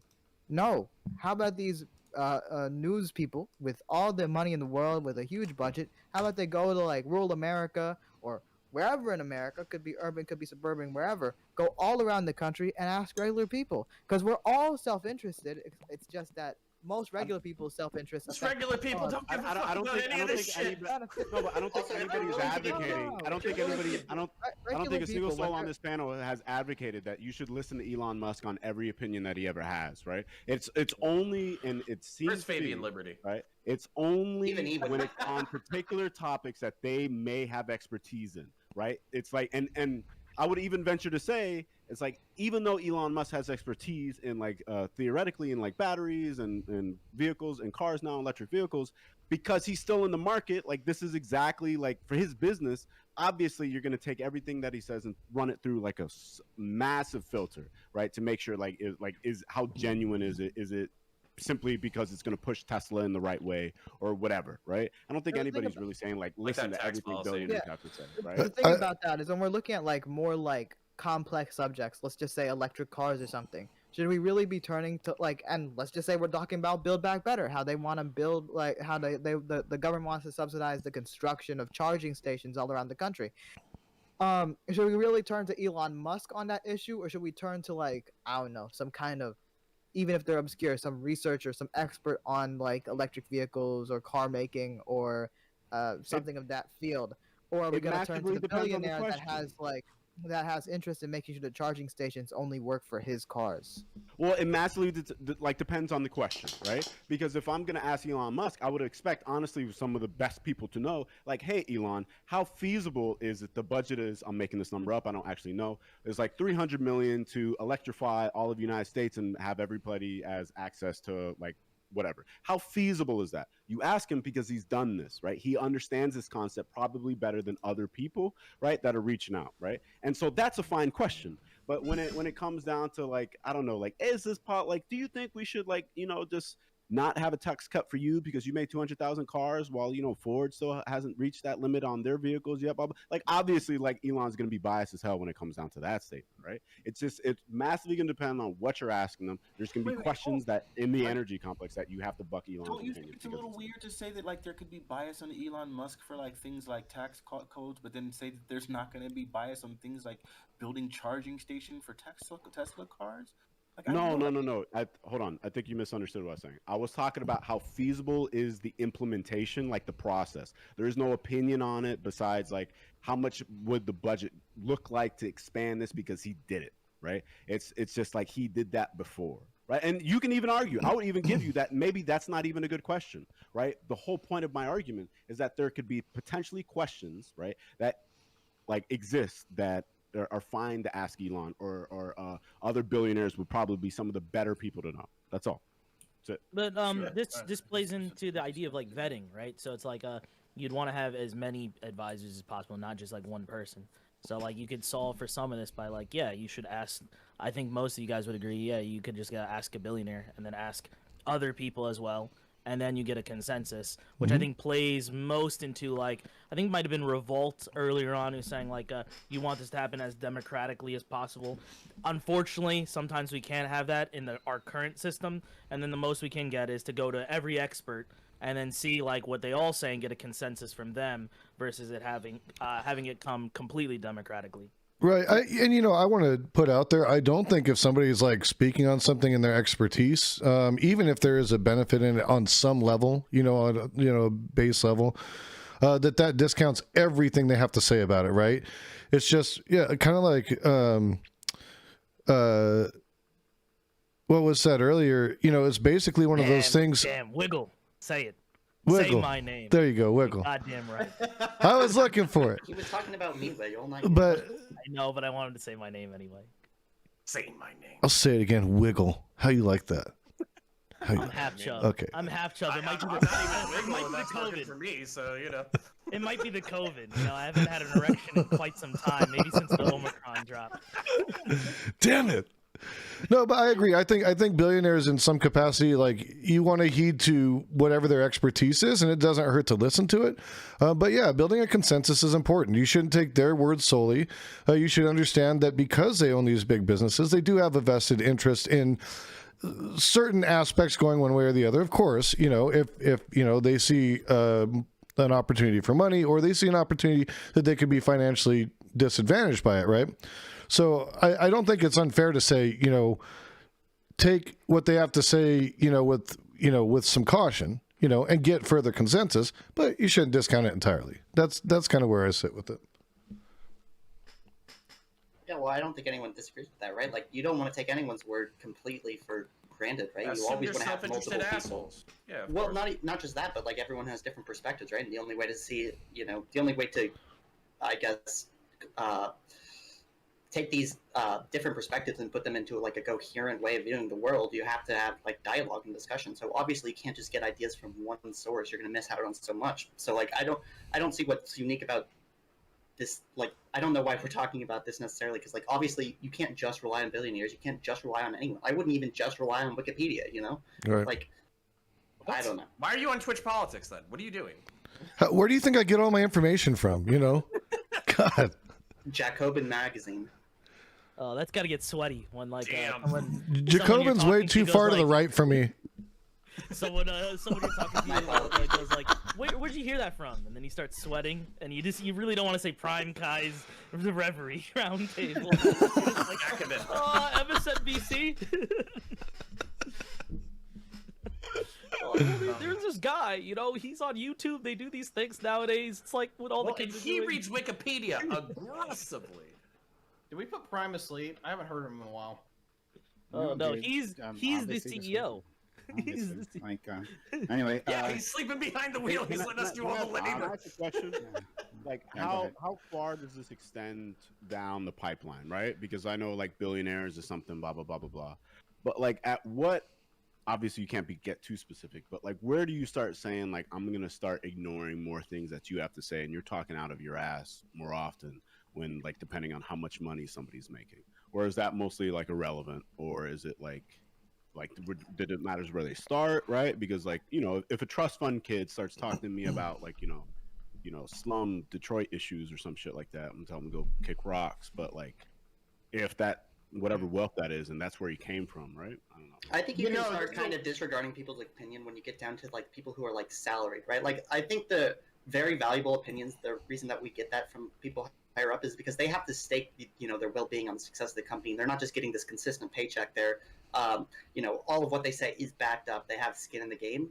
This is not like a universal policy that like, oh, if someone's salaried they're worthless, if someone's not salaried they're worth a lot. But I do think that there is something to having your skin in the game, and when it comes to how So I love that you asked this question. And okay, so here's the thing for me. It's not the amount of money, it's how you got it. I don't care if it's a dime. I don't care if it's a dollar. I don't care if it's $1 billion.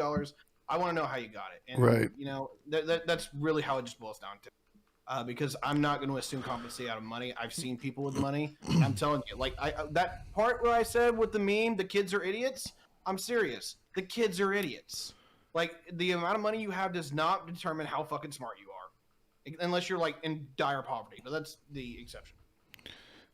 Yeah, I think that's what even I was getting to when I was saying, like, you know. I wanted to move on to the next topic. Okay. Just put myself back on screen for a second. Hey, hi. Okay.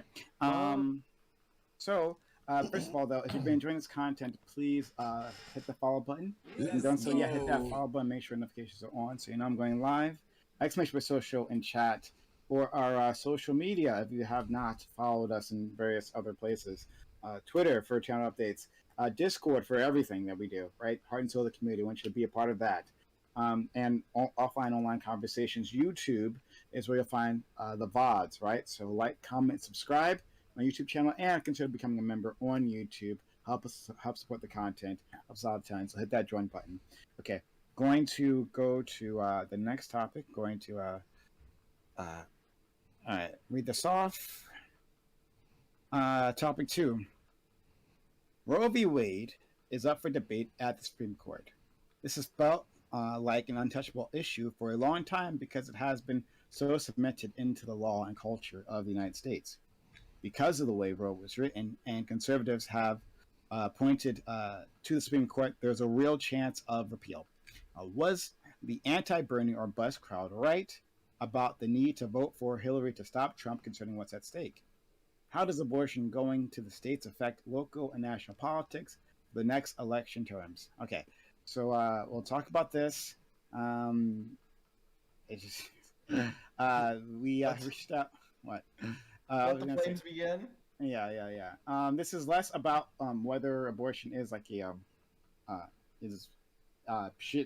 abortion should be illegal. More about the political implications around Roe v. Wade. So putting that out there. So we'll start with, I guess, Pan. I'll take myself off the screen and we'll go at it. Pan, please. So obviously, I think abortion is a very important issue. It involves a lot of fundamental rights. I am a little bit worried that the Supreme Court might be repealing Roe v. Wade, although I do have some confidence that they're most likely not going to repeal it fully. They're probably going to limit it a little bit. I think any limitation is bad, but I have some hope that we're not going to become a country where abortion is illegal and stuff. I think that this could be an issue in the 2022 midterms that Democrats might be okay with, but I highly doubt that like a complete abortion-backed midterm strategy would work well for Democrats. I think that you need to address economic concerns as well, because while abortion is a very important issue, a lot of people have other concerns as well. So I think it's a little bit too early to say, especially since the Supreme Court case hasn't been decided yet, what the effects of this is going to be on the midterm elections. I think right now we would just be speculating. But I do think that it'll be interesting coming up. I'd like to see what the other panelists have to say, though. Well, you won't find out. I'm gonna keep it a fucking secret from you, Pan. Oh my god! I really was hoping not to go first on this one, but that's okay. Unlucky, I guess. You're blessed in all the ways, right? So just you can't have it all, Pan. Sorry. Yeah, after 9 panelist months, you can speak again. Revolt rise. I think obviously it looks like they're going to overturn it, and I think that the Democrats, if they're actually interested in doing anything about it, could have done any number of things. Like at this point, they could have maybe pushed for legislation or to make it permanent at any point when they had control of the House, Senate, or Supreme Court. But I think the moral of the story comes down to two separate points. But one of them is when you're an old lady, right? Don't let your ego get in the way and trying to sell tote bags, right? And screw this up for everybody. And the Democrats are completely complicit in doing that. For one thing. For two things, I think that it's the idea that Hillary Clinton winning would have been in any way better, is just I don't know. I think we would have been so much worse on so many other issues that it would have been a net nothing even if she did win. And if you want to win and control the House, the Senate, and the Supreme Court, don't run shit fucking candidates. What do you want me to say? Okay, let's go to counterpoints.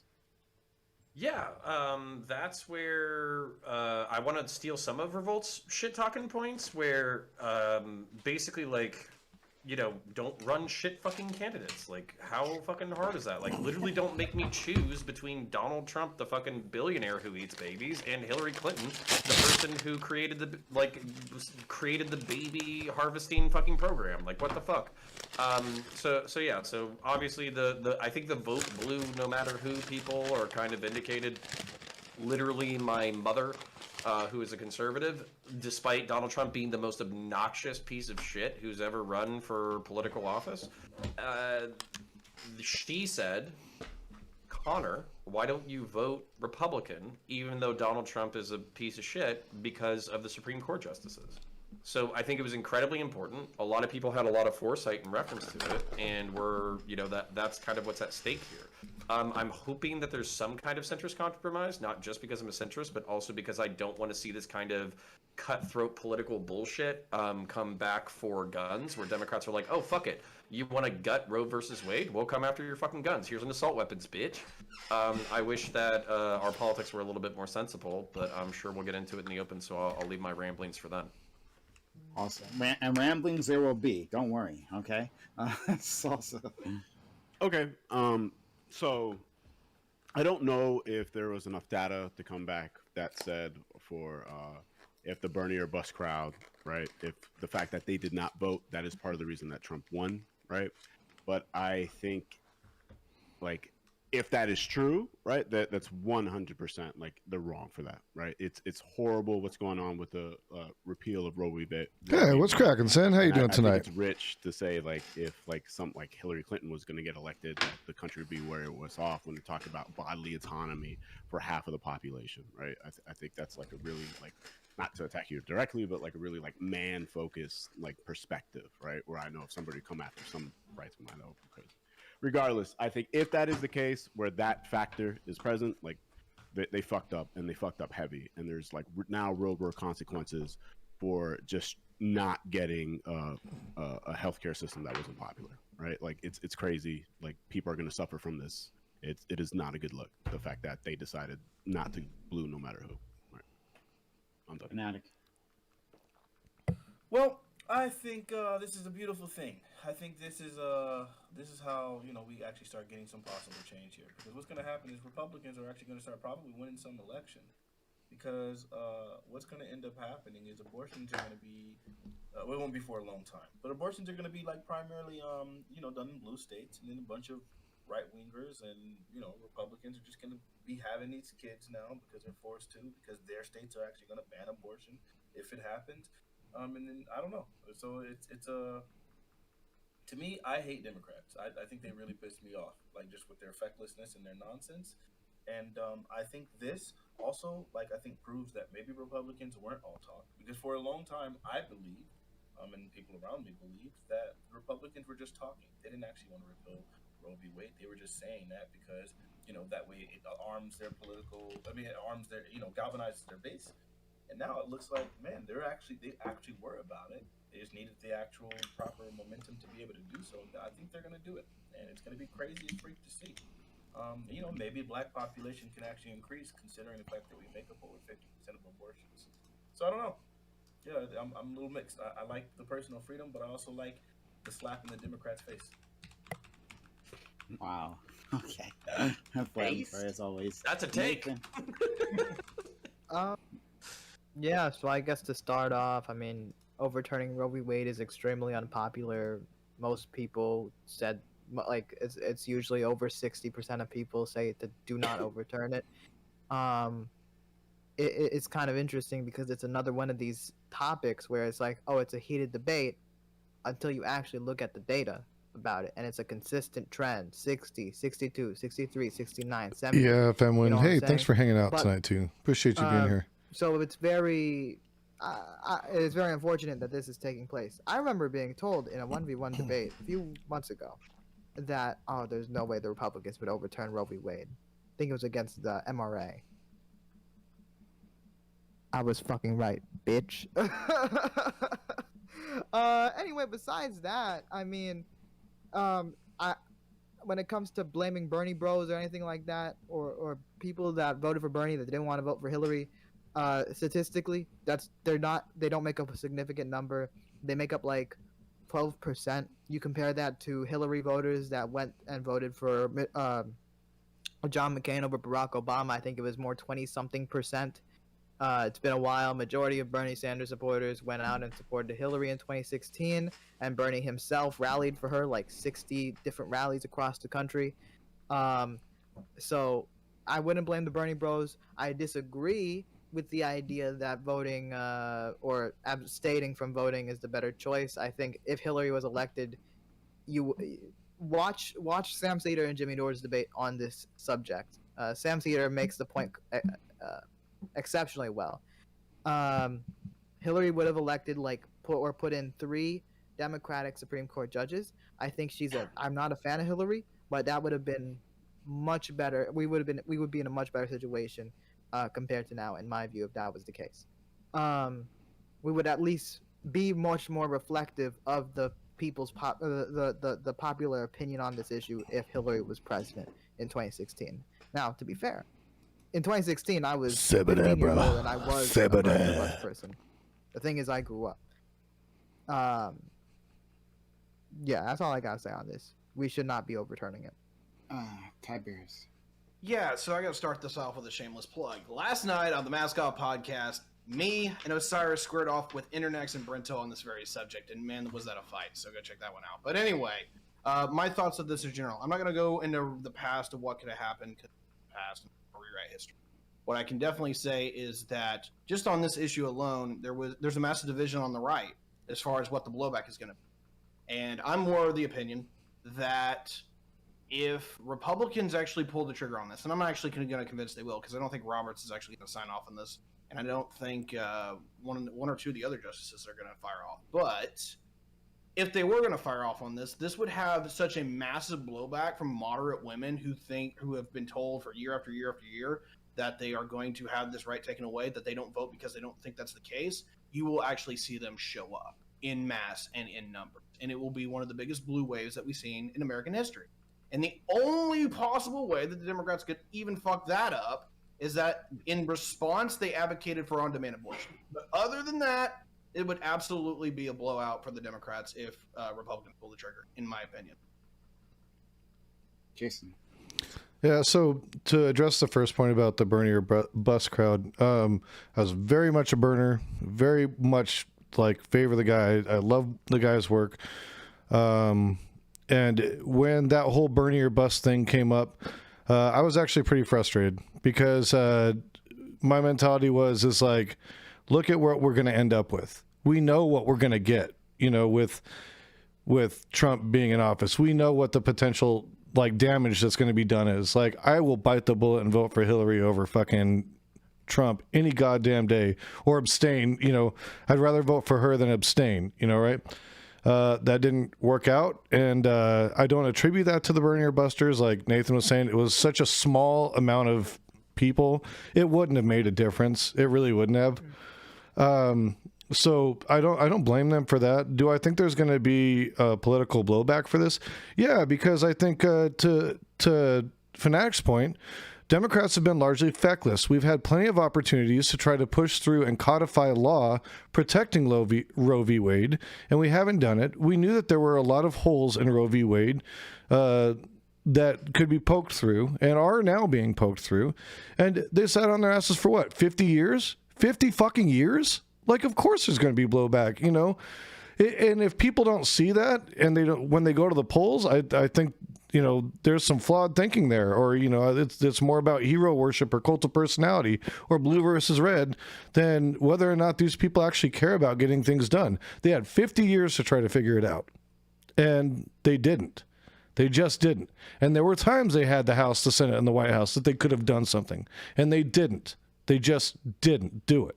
So I'll be interested to see. I can't really tell you who I think is, how I think the political blowback's going to fall. But I'd say anybody who's educated in politics and has looked at Roe v. Wade as a whole would be saying, well, why the fuck didn't you codify it in law fucking 30 years ago? Why did you sit on this fucking legal standing? You know why? Because as long as they could sit on that legal standing, they could get people to the polls with that culture war bullshit. And both sides used it. One side, though, finally decided to pull the trigger. and that's the Republicans. So that's where I'm at with them. Finally, we're going. Yeah, so I'm glad I'm able to speak as the only person here who's carried a child for 9 months. So, with my 9 months of subbing to Prime, the only child on it. Oh, zing! Got him. But other than that, I feel like I'm not a lawyer. I didn't practice law. I didn't study law. I'm not going to be a hyper troller. I'm not going to sit here and be like, well, actually, in this YouTube video, like, actually, this is the way it works. Like, I don't really hold that sentiment. I do like what Revolt was saying into what Jason said. It felt kind of like Revolt was warming up, and then Jason said went through the same kind of like line of thought of like the Democrats could have done something years ago. They had the ability, and then I like the implication that Jason, the thing that Jason implied, where it's like they're using it for votes, and I think that plays into putting me in the position that like Fanatics kind of in, where it's like, man, it's fucking annoying dealing with Democrats. It's like you're like, all right, these are the people that are gonna bring you the change that you need, and then you get disappointed all the time. It's so annoying, so disappointing. I will never though capitulate to like Republicans or conservatives. I mean, that's just kind of like, I don't know. It's a sad state of affairs when you consider yourself a conservative. You'll realize that eventually. I'm sorry to tell you. You'll realize any conservative on the panel. And then I would say on this itself, I feel doomer enough to believe that nothing's gonna happen. I'm taking the position of just like a few months from now, barely anything will happen. Maybe we'll get a small amount of change, kind of like what Problematic Pan was saying, where there would be like a little bit more restriction, which would be bad. That's like what I'm inclined to believe because I'm a doomer in this. And then about the whole Bernie or bust part of it, I feel like that was just thrown in, honestly. Like, leave Bernie or busters alone. Like, it's 2021. They didn't do shit to you. They didn't do shit to you. There's more people out there that didn't even vote, that didn't even care, no matter what. They didn't even give a shit at all. And like those people could vote. Yet you want to look at the people that had conviction, the people that like any other day you'd be like, that's what it means to be American. What it means to be American is to be like, no, you know, I'm not going to choose between these two evils and make the better choice because I don't want to do that. And then once it rolled around and Donald Trump won, everyone looks around at the Bernie supporters and says, it's your fault. It's your fucking fault, which is so symbolic of like Democrats in general. It's just inter-blaming, inter-fighting over everything. It's always someone else's fault in the same fraction. You never stand in line. And no, that doesn't mean I'm a conservative. Fuck Donald Trump. And honestly, fuck the Republican establishment. That's it. Welcome to the right, buddy. No. Yeah. So right, Wiggle. I kind of wanted to address I'd rather be some of the left points that dead. I kind of want to address some of the points that people were talking about. Oh, why didn't the Democrats do this? And there's this massive public support for this thing. That's just not true. I mean, if we take a look at the percentage of people who are pro-choice, it's 49%. Percentage of people who are pro-life is 47%. It's a very close margin. There's not enough support for these national laws and stuff. And also, like overturning the Roe v. Wade, though, it's still under 60%. In favor of not. It's about 58% according to Gallup poll. 58% says it's not overturning Roe v. Wade.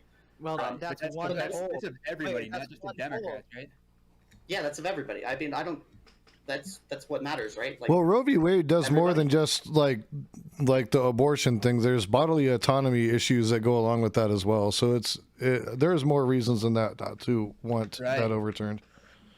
Well, I'm not saying I'm not saying I want to overturn Roe v. Saying Wade. that nonsense though, like, oh, the Democrats like had the opportunity to pass a better law. Like, it literally was like the Supreme Court. What law did you expect the Democrats to do that was somehow going to fix this, such that it would never be overturnable by like conservative Supreme Court? They had a supermajority a couple of times.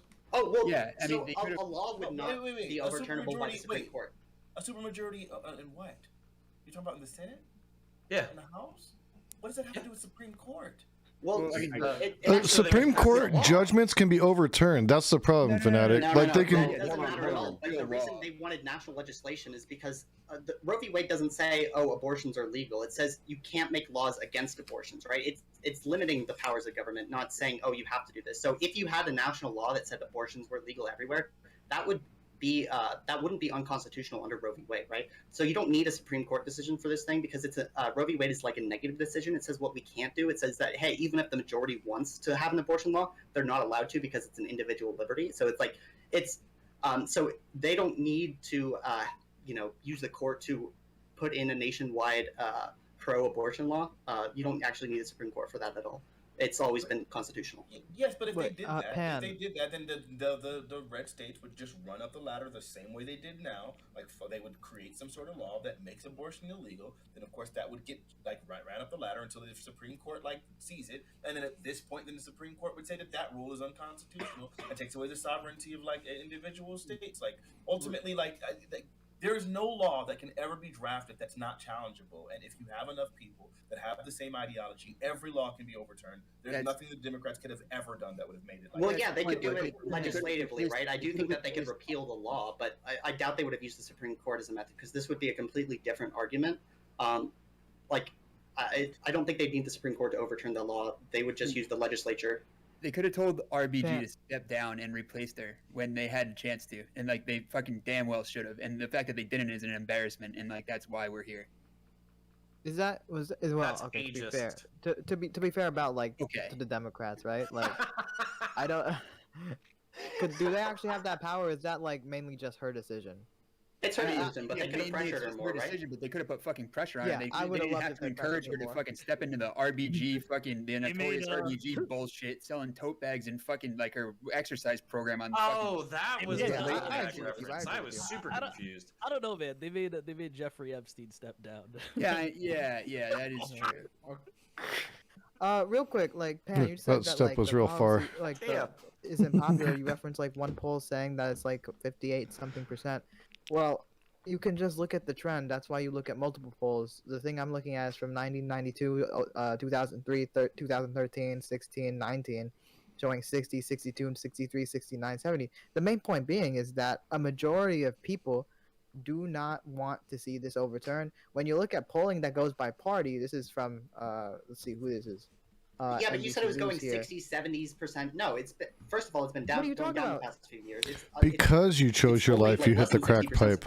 In your opening statement, you said crack pipes for life. It's not untrue. I can link you the Galang right now. You look at trends. The trend is down. Yeah, I'm gonna need a link. You link research it right now. Link it. I'm saying actual data. We can look at this. Sure, I'll link it. Hold up. Yeah, but also people not wanting the repeal or whatever. I think the 10% that you're getting that's over the 50% margin. I think it's people like me who think that this is so culturally entrenched that the backlash is going to be fucking insane. So that's kind of where, for me, it's not because I actually have a principled stance on abortion that I want to advocate for and implement against everybody else. It's more that I'm fearful of what going against 50% of the fucking population says to that 50% and what they do in reciprocity. That's more there's a lot of people. I want to push back on this one because we talked about this a little bit, and I never actually heard Connor's points regarding when we talked about this. So, where I'm with this is that I think that there's a lot of women out there that don't think this is actually going to get pulled. And they never have believed that. Because we've heard it for 50 fucking years, the Republicans were going to pull it, and they've never had a chance to do it. Now, they do have a chance. Whether or not I'm going to put that off to the side. I think most women do not vote on this issue because they don't see it as an issue. But the moment that this bitch goes off, it is an issue, and they will come out in droves for this. Yeah, that's my concern. Okay, so I wasn't going to say it was culturally enshrined as much as it was, is that I think most women want the choice. They find abortion to be immoral in some level or another, but they actually do want the choice at the end. I was gonna say I don't want to speak for women or anything like that. I'd say more so on the male aspect. For all women. The male aspect. I don't know. I've heard a lot of sentiment from people that that would be center right, etc. That say this almost a similar thing, the same kind of statement, which is they themselves are pro-life, but they believe in pro-choice because they don't want to infringe on other people, and they personally are pro-life. And then I imagine most of those individuals might change their stance if it was if this was overturned and now there was a chance to have some greater political will that would have greater political change. Perhaps that I'm pro-life but I don't want to infringe on others would change to I'm pro-life, period, and I want other people to be pro-life. Because I think that holds that stance of I'm gonna say something and I'm scared of backlash, and then once that backlash is kind of removed and there's more political will, I'm gonna say what I really want, because what I want is this thing for myself, and I'm okay with it having to happen to everybody else. I think the Democrats do something really Damn, similar. Arminius came to with, spar tonight. What the fuck, bro? Myself, I'm not a Democrat in that way, but I do the same thing with the vaccines. I say everybody should get like a vaccine. I want everybody to, and I don't care if like you think it's like your freedom not to or what have you. But I know that there's people on this side of the aisle that will say it's your freedom, and I believe you should have that freedom. You really should get a vaccine. But if there was some sort of mandate that went imposed, would those people be saying the same thing? And I think it's kind of like that. Yeah, I for like sure. that take, Wiggle, because I want everyone to get circumcised, and I think since the majority of this country is Christian, then I think we should be able to push that. And I don't care if you think that it's your right not to. I think we should force every kid to do it. And I think at this point, like I don't know why there'd be an argument against that in the same way, right? I Who cares am about freedom? circumcised, so when the FBI comes knocking at my door, I know that I'm safe. I know that I'm safe. Are we seriously here right No, now? I mean, to be fair, I think Fanatic's point is really important. Just because the Tiberius majority clutching supports his some dick. position doesn't mean it should be the case. When we're talking about individual rights and liberties, the whole point is that it's not democratically decided on, right? Like, I mean, Roe v. Wade is an undemocratic decision, which is a good thing, right? The reason Roe v. Wade is there is no matter what the public says, you're not allowed to make a law banning this individual right. So these rights are supposed to be undemocratic. So I don't think we should be appealing to the majority morality when we talk about these things, because that's the entire point of individual liberties, Okay, protect things even when they're unpopular. Can I clarify We something? Yeah. Oh, sorry. Go ahead. Oh, wait. Okay. So the point about the dicks, the circumcision. Oh, is Kay said saying what up to all you guys just as she because walked the out the room. majority of people are circumcised or believe in circumcision mean that we should be. Someone claims that then we should have a law that requires circumcision, and that's wrong. The reason why we're talking about majorities on this and polling on this issue is because the majority of people agree with the idea that the government shouldn't be involved in making you not have an abortion or making you have an abortion. It just means stay out. That's what a majority of people are supporting. So, well, they support. So some other people are talking about how there could be big electoral backlash from this, and that's part of the conversation. To be clear, they support that in the first trimester, right? In the second and third trimester, the vast majority of people do say that the state are on the side that the state can ban it. Now, I believe most abortions in the later trimesters are for required reasons and not just for fun. I'm aware. Most abortions take place in the first trimester. I'm aware. I'm just telling you what public opinion on this is, right? Like, I agree. In fact, I think even late-term abortion should be legal because I care about the bodily autonomy. But that's an inherently undemocratic decision, and we have to recognize that this decision isn't necessarily popular, and it's still an individual right. Like, that's what an individual right is. It is a popular decision to not overturn it.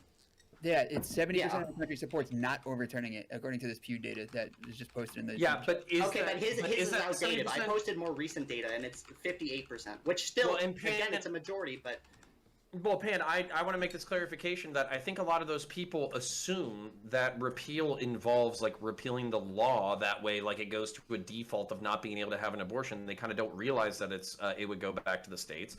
And a lot of blue states would maintain the right to abortion, and a lot of red states would basically use their local political power in order to probably put super restrictive on. So if you tell a bunch of conservatives, hey, yeah, Roe v. Wade is going to be repealed, but what that's really going to happen is all the red states are going to put restrictive stuff on it. They probably can't ban it outright, and then a bunch of fucking blue states are going to do what they do.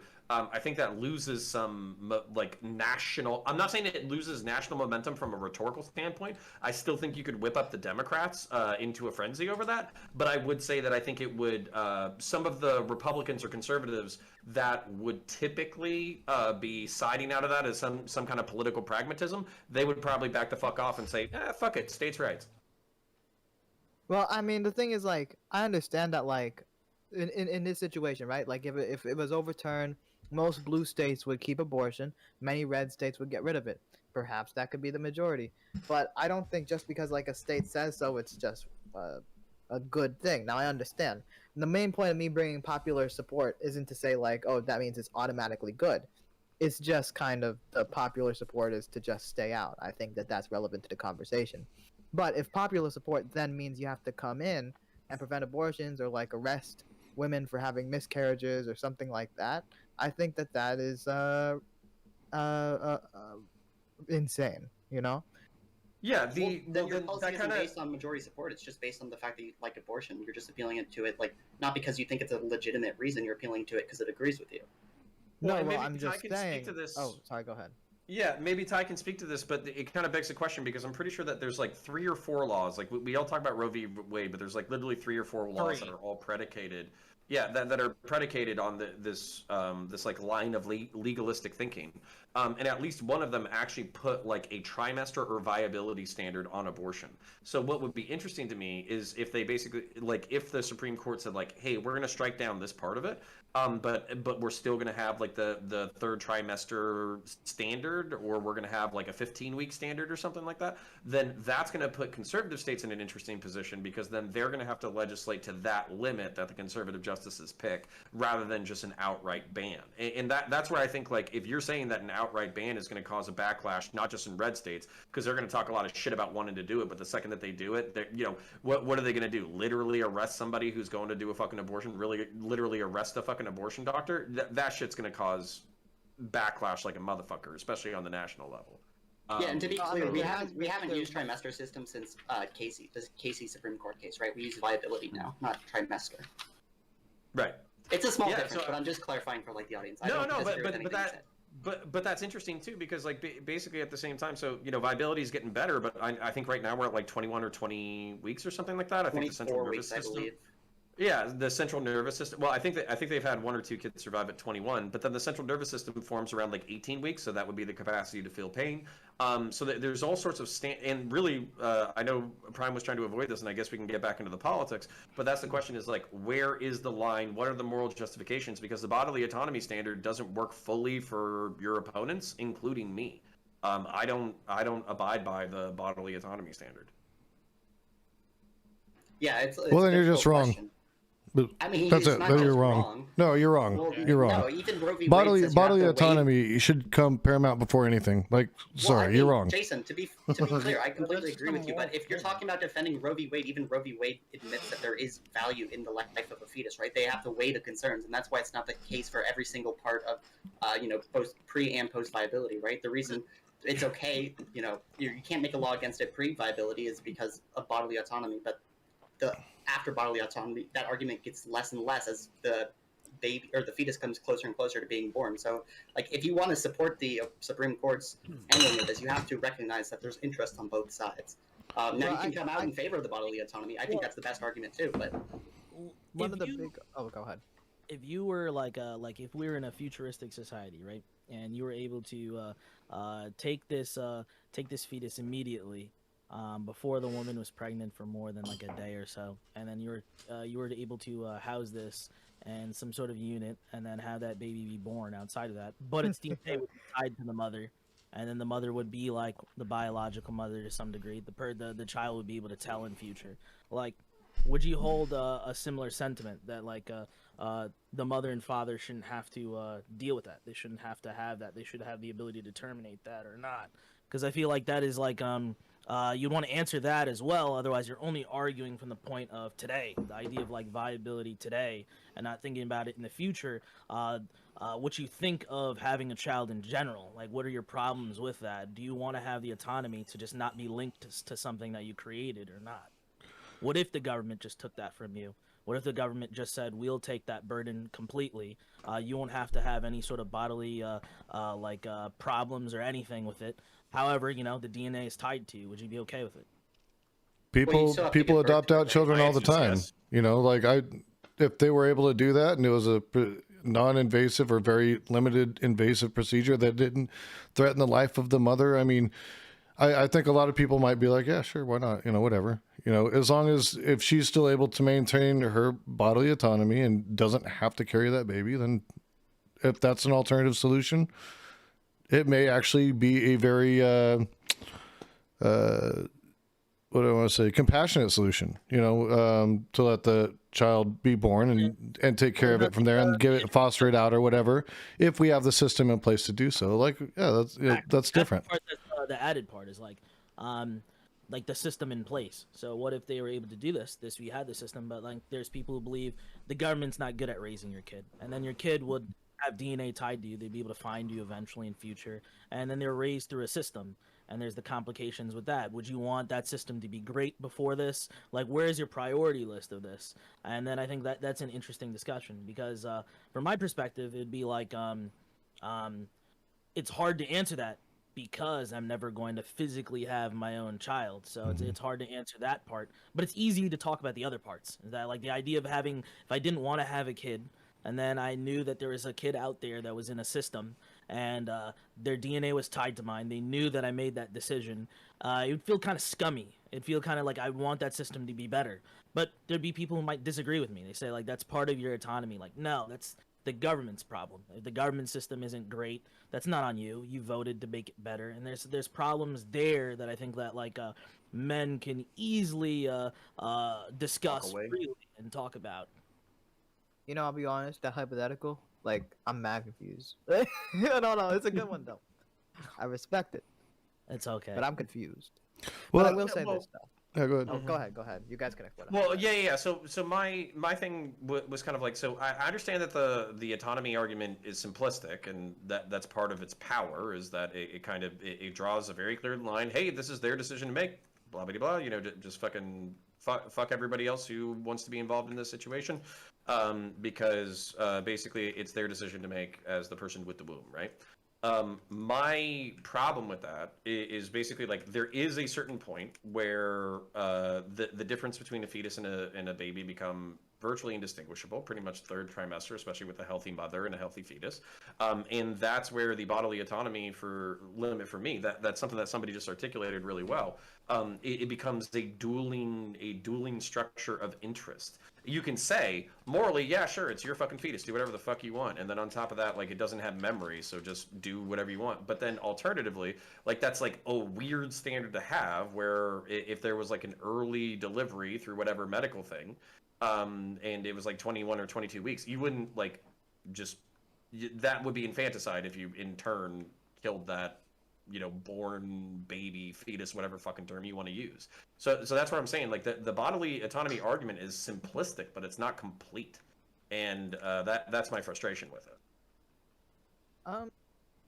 For me, I think bodily autonomy is one of the many arguments, one of the more convincing arguments. But I think utility is one of the arguments I mainly focus on. It was actually a few years ago. I remember there was a substitute teacher that made this point, and I was like, huh. Didn't really think about it like that. That when you just, like, make abortion illegal, that doesn't get rid of abortion. It just goes underground. And Brazil is an excellent case of this. 250,000 people go into emergency rooms because of botched abortion. It's illegal, but there's still 1 to 4 million abortions occur annually.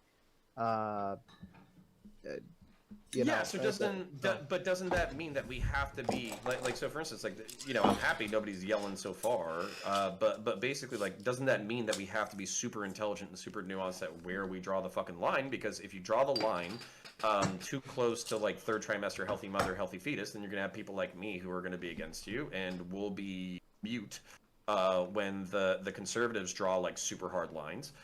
And then if you draw the line too close to, oh, well, sperm and egg just combined, you can't do shit, then basically you have an effective ban. And once you have a ban, then you have all these negative externalities that you're talking about. That's part of the reason why I get so fucking annoyed when these conversations get fucking crazy, is because, like, there's real contention here. You can't just pretend that the other side doesn't have a fucking argument and then be a dick about it. I mean, you can. That's totally fine. But at the same time, like, you will be dealing... So Nate Dillon on Mask Off last night, he was like, if you were to ever see Mike Lightyear cry, it'd be the equivalent to watching 6,000 angels fall from the sky. Part of the reason why... it's a fourth trimester.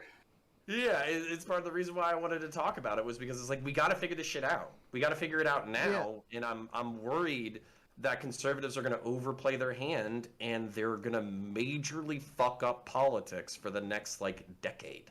Oh, they are. They're going to right now. That's what they're doing. In response to that, like, I think that the Roe v. Wade is a nice middle ground. You know, it's a popular position. People do not want to get rid of it. Banning abortion outright would have bad effects. It would harm the women mostly. There would be much more dead women with hangers in their pussies, and not necessarily a reduction in abortion, as far as I know. But And I think Roe v. Wade's an excellent middle ground. Nathan, How many can you people- make the abortion things that you were talking about? Like how many abortions you said were in Brazil per year? 1 to 4 let me see million? here. I have Didn't the you say tab 1 to pulled 4 up. million? These are illegal underground abortions. Oh, really? Estimated there's- 1 to 4 million illegal abortions. Per year? Per year. Yes. In America. Brazil's a pretty big fucking country. Yeah, Brazil's I don't huge. know Like, their yeah, children. they're can't be- not they small, can't still but be And using, and the like, big problem though with hangers. that, the big problem with that though is that it's underground, meaning it's significantly more dangerous than something Yeah, like that's an the biggest problem. a legal Hey, situation. I'm gonna say like, yo, I'm the kids sorry, still I be didn't- using I didn't- hangers. yeah, That's that like sounds- medieval. Like that's That sounds we in 2021. unrealistic to me. There's no That's from the Human Rights Watch. I think they were. Jesus I think they were. Christ. They were Go probably ahead. exaggerating Because about that. obviously, Fanatic, go ahead. United States has a bigger population than Brazil by a lot. We have legal abortions, and yet, like United States, I think they said we have like 650,000 abortions per year. They don't have as much contraception as we do. Yeah, I thought it was- yeah, that's and I think they're poorer too over there. Do they not? I mean, it sounds crazy to me to think that they're literally 8 times as many abortions with literally 2/3 of our population. Like I don't know. maybe And- people in Brazil have a higher sex drive. I mean, have you I seen mean, They be These are- fucking. Just saying, you know, like get a little racist, but yeah, you know. I I'm gonna- abstain from talking about this. I don't know whether it's Probably credible safe. or not. I've spoken to people from Brazil, and no one has ever told me about this. And I just want to say for the record, since I'm on a screen, that I do not agree because I do not know enough information yet. Thank you. Okay. No, but okay, Wow. but the point. Sorry, go ahead, buddy.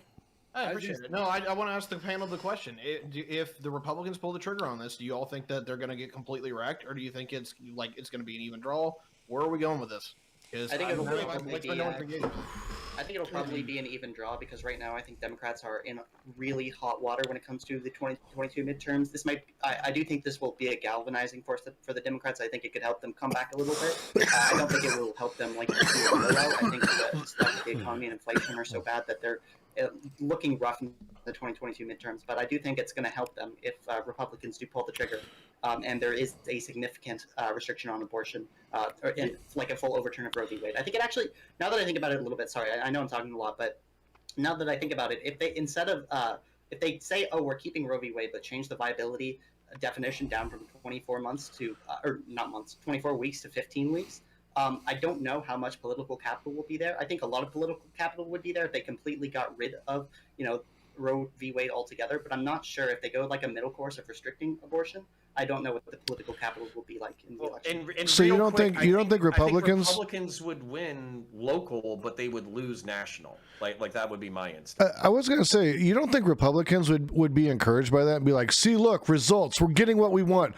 All the more reason to go out and push for it. We could take back the House, we could take back the White House, we could take back the Senate. Let's start right now. You're telling me that wouldn't motivate them to be like, fuck yeah, we're getting the shit done we want done, even with Democrats in office. Motivate Democrats more, right? Yeah. So Fight motivates a lot though. I want to hit that last point because that's where I'm just looking at like the right wing base versus the left wing base. The right wing base maybe have gotten a lot bigger, but I'm like seriously, I think it's like max inner adjacent, or it's like max as far as its energy. Is that even with Trump gone and all that, is that largely the right wing is far more cohesive, although it's smaller, but they're far more energized and they're far more proficient at just continually showing up to each and every elections. Usually, I'm sorry, I'll just put it this way. Usually when it comes to winning elections, the question is, do Democrats actually show the fuck up? 9 times out of 10, especially on the national politics. It's just, did the Democratic or the left-wing coalition show up in the numbers that they needed to beat the right wing? And even though the right-wing coalition is absolutely growing and it's energized as fuck, I don't think you can really slow that bitch down anytime soon. I think this is up to you guys to win this or lose it. Yeah, I think that's an excellent point. I think on the numbers alone, self-described Democrats or registered Democrats outnumber Republicans around the country. It's just a lot of Democrats. The Republicans right now, we saw this last elections with the November elections. We're probably going to see this in 2022. Republicans are very energized because they're in the opposition. The question is, do Democrats know how to make Democrats turn out? So we No. saw like they lost Virginia. Yeah. Majority of the Democratic Party probably does not. They The lost Republicans Virginia, can make but it. but we did Yeah, see. I was gonna say progressives- Democrats are crazy butthurt. Like I mean, in general, of They'll course, turn out but to also. oppose Trump, and they'll probably turn out to oppose this. Oh, Yeah. I want Exactly, to add that's a something. good Someone point. someone in the comments pointed out that actually an estimated only 48,000 illegal abortions happen per year in Brazil as of 2014. So Fanatic That was right to one be a little bit source. suspicious. I think I saw that So source, but that's it's one five- source. I don't know. I'm just gonna. I'm. This is Okay, well, the HRW. regardless, Oh, goddamn, regardless, why there would are that many be so sources wrong? on the opinion. Okay, so like, But between Fanatic's suspicion was 50,000 and 5 million. Well, yeah, here's- I mean, here's- I big understand scale, the but difference The there. problem is because it's illegal, you'll never know. But like, and so you're not going to be able to get a good estimate. It's like Right, saying but how many you illegal understand a immigrants- Catholic. If a Catholic hears 50,000 abortions versus whatever the fucking United States has, they're gonna be like, yeah, fuck it. Like, you understand that, right? Like I'm Right, not, but either- I'm not, either- I'm not condoning No, that like, perspective. we're not going to have an average. We can't estimate the fact that you would come to a number like 4 million. Like, given Right. all of the other, Hold on. That's not my number. That's the HRW's. link your number. You link it whatever you were reading. Like, link it to me. I need to see Okay. that. Yeah. Other people Sure. link- I got you. And obviously, I got you, intuitively, fam. we know there shouldn't be anywhere near that. But just assuming that you're right, go ahead and link me so I can see what you're getting from this. Look, And I would I say just that want to there's I just want to say once pretty again, good like, record on most issues. there are people, there are Brazilians that really, are happy that Fanatic and Problematic Pan are putting in this effort, and I am alongside with them in this questioning. Thank you very What much. percentage of your chat is Brazilian? Yeah, That's my question to you. man. That's an How mu- interesting what- question. Is your oil Brazilian or something like this? I actually have 1 to how are 4 you million. All I'm doing? saying, is this is how you guys would Bruh. feel if you were on an all Canadian panel and somebody was talking shit about America. All right, No, I Like, get all it. right? I get it. I just like if I gotta sway the way you think, I just gotta donate you some dollars, man. That's what I'm hearing. Lost people. But real quick, I just want to remind everybody that this very, very serious debate is only happening because Bernie or Busters and on the topic fucked everything up. And so Donald Trump got in the office, put in somebody else when people passed away, blah blah blah. Bernie or Busters' fault. Just want to remind everybody about that. Thank you. No, no. Bernie, you know what? Bernie Take them or off. Busters didn't have Take them any off. fucking thing to do with it. Oh I don't know, my I've been reading god, some dude. articles in the meantime that's been pointing to like, hey, some people like being an asshole and like voting or like I Imagine- can't put in Hillary. so I'm Imagine putting in every Trump. single day, They don't represent you have the choice Like, I'm between getting. seeing some articles that points to support that Bernie or Bros is there. I don't know. There's a Single lot day, more it's the statistical choices. statistical analysis that would suggest otherwise, but Imagine if Well, I every mean, single yeah, day. I'll concede that they shouldn't do it. They shouldn't have done it. I will concede that they absolutely Wait, what do you shouldn't mean? have done it. As to whether or not that was central to Hillary's success or demise in the election, I think is I voted for Hillary. ridiculous, I did is not vote for negligible. Biden. Fuck that guy. Yeah, wait, imagine- I'm a But, little like bit it's like see now that one's even that one's even like more amazing to me, right? Is because it's like, and this is I guess something that opened up my eyes when I moved to Las Vegas, right? And I was around a huge Mexican population, a huge like illegal or undocumented, whatever word you want to use, population, right? Where a lot of these things are the impacts. Where I remember where I was when Trump got first elected, where like I was actually in a salsa class. Most of the people in there were like Mexican. Like half of them broke down crying, not because of family, right? They knew how, right? Like one of my instructors couldn't come back over. There's like a lot of bullshit. But to see that and then to say, yeah, we can have round 2 over Biden, it's like, come on, man. Like, what's going on there? Look, Right? I It's like, disagree. can I excuse disagree. the first like, time, you honestly, realize I that didn't think Trump in would do that Texas, bad, but second Trump- time, bro. Texas, Trump carried the Mexican vote. You know that, right? I Okay, understand that's that. probably- But I that, don't know that about may that. be the case. They may carry some of the Mexican citizen vote for whatever reason that some of those people want to have. There's a lot of complexities on it, right? But that doesn't mean there's less people doing harm. I'm certain that there's Mexicans very happy for Trump, just like there's Mexicans happy for everything, right? Because everybody's happy for everything. So it's just like I had to correct myself there. I definitely voted No, for yeah, it. Mike, I know exactly what you're talking about. You're talking about like your solid blue states. If you wanted to vote third party or something, not going to change anything. If you're in a solid ass red state where it doesn't matter what you vote, like because it's fucking red, and there's not even a chance in hell, I get it. Population has like is like a threat to their bodily autonomy is going on right fucking now. But that's not like a couple Bernie Bros fault, bro. They represent such saying, a small part minority. of that movement when you're saying like if my guy doesn't get up there, I'm gonna protest my vote and fuck But over. that's people. not That a was move. There's part no of the movement Bernie for or that. bust. So Yeah, now there are people like Jimmy Dore with like 800,000 say like, subscribers. nah, it That's wasn't how it me. turned out. I'm the raindrop, not responsible for the storm, right? But it's just like it's one of those things where it's like thug, like No, I think actual that harm Joe is Biden's- now occurring. What like Joe- first? Right. First- If you Biden, want I think, systematic change, though, you can't just If- continue to vote for like the major two parties, right? If Thank you believe thank that. you. No, Thank you. right? I understand that. You Oh, can okay. 100% take that point, but you also have to eat the consequences of your actions, right? That's what No, I'm but the thing is, more It's like Hillary I don't people mind voted for any McCain Bernie than bro Bernie who's people I voted don't for mind Trump. any Bernie bro who's up here saying like, you know what, my like that movement or whatever, not deciding not to go out vote caused harm, and Roe v. Wade is partially on us. Not completely, obviously, right? But we are a part of that, and our influences that are bad. I accept that. But when it goes, no. No, The that's fucked consequences up. You accept of them running completely for agreeing with not you? No, having a like, vote, it's like if there's people in your society, right, who truly believe that their choices are between getting like punched in the face and caned every single time there's an election, right? Like they feel disenfranchised. So if they feel disenfranchised to the point where like they don't even want to vote, they don't even care about that stuff. To say, man, fuck you guys, like you're the problem. No, the point being is that you look at those people and you say, why the fuck aren't you gonna vote? You listen to what they say, and then you try to get them to vote. Because that's why we have a democracy. Like, you want as many people to feel like they're representative. And, like, if the problem is whether you vote for a Democrat or, like, a Republican every single time, that, like, they're never going to fall through with their, like, platform, the political platform, you're never going to get the stuff that you vote for, they're always going to fall short, then, yes, you're going to have, like, a stream of people that eventually just get fed up. They say the system's going to work, whatever. Like, we're going to have a Democrat or Republican, whether I vote or not. I'm gonna be satiated somewhat. I save more time, more mental energy not thinking about it. These people have some level of like voting PTSD. You want to go to the people who are disenfranchised and get them to want to be a part of the establishments again. You want them to look at the system and say, I do want to vote. And if you just keep knocking on them and saying that you are the problem, then like what is that going to solve? That's like looking at the people that voted for Trump and then saying, fuck you guys, instead of saying, listen, I'm glad you voted. Please vote a little differently next time. That's it. I'm not advocating for going out and saying, hey, Bernie bros and everything. I'm sticking to the topic of the conversation that is this debate, right? Of saying, like, are they partially at fault? And my answer there is yes. Everything that you said for the vast majority of it is true. You can feel disenfranchised. You can feel all this way. But if you are an educated voter, right, on issues, which I'm assuming if you're a Bernie bro, where you're deciding, like, I'm going to know everything that's going on.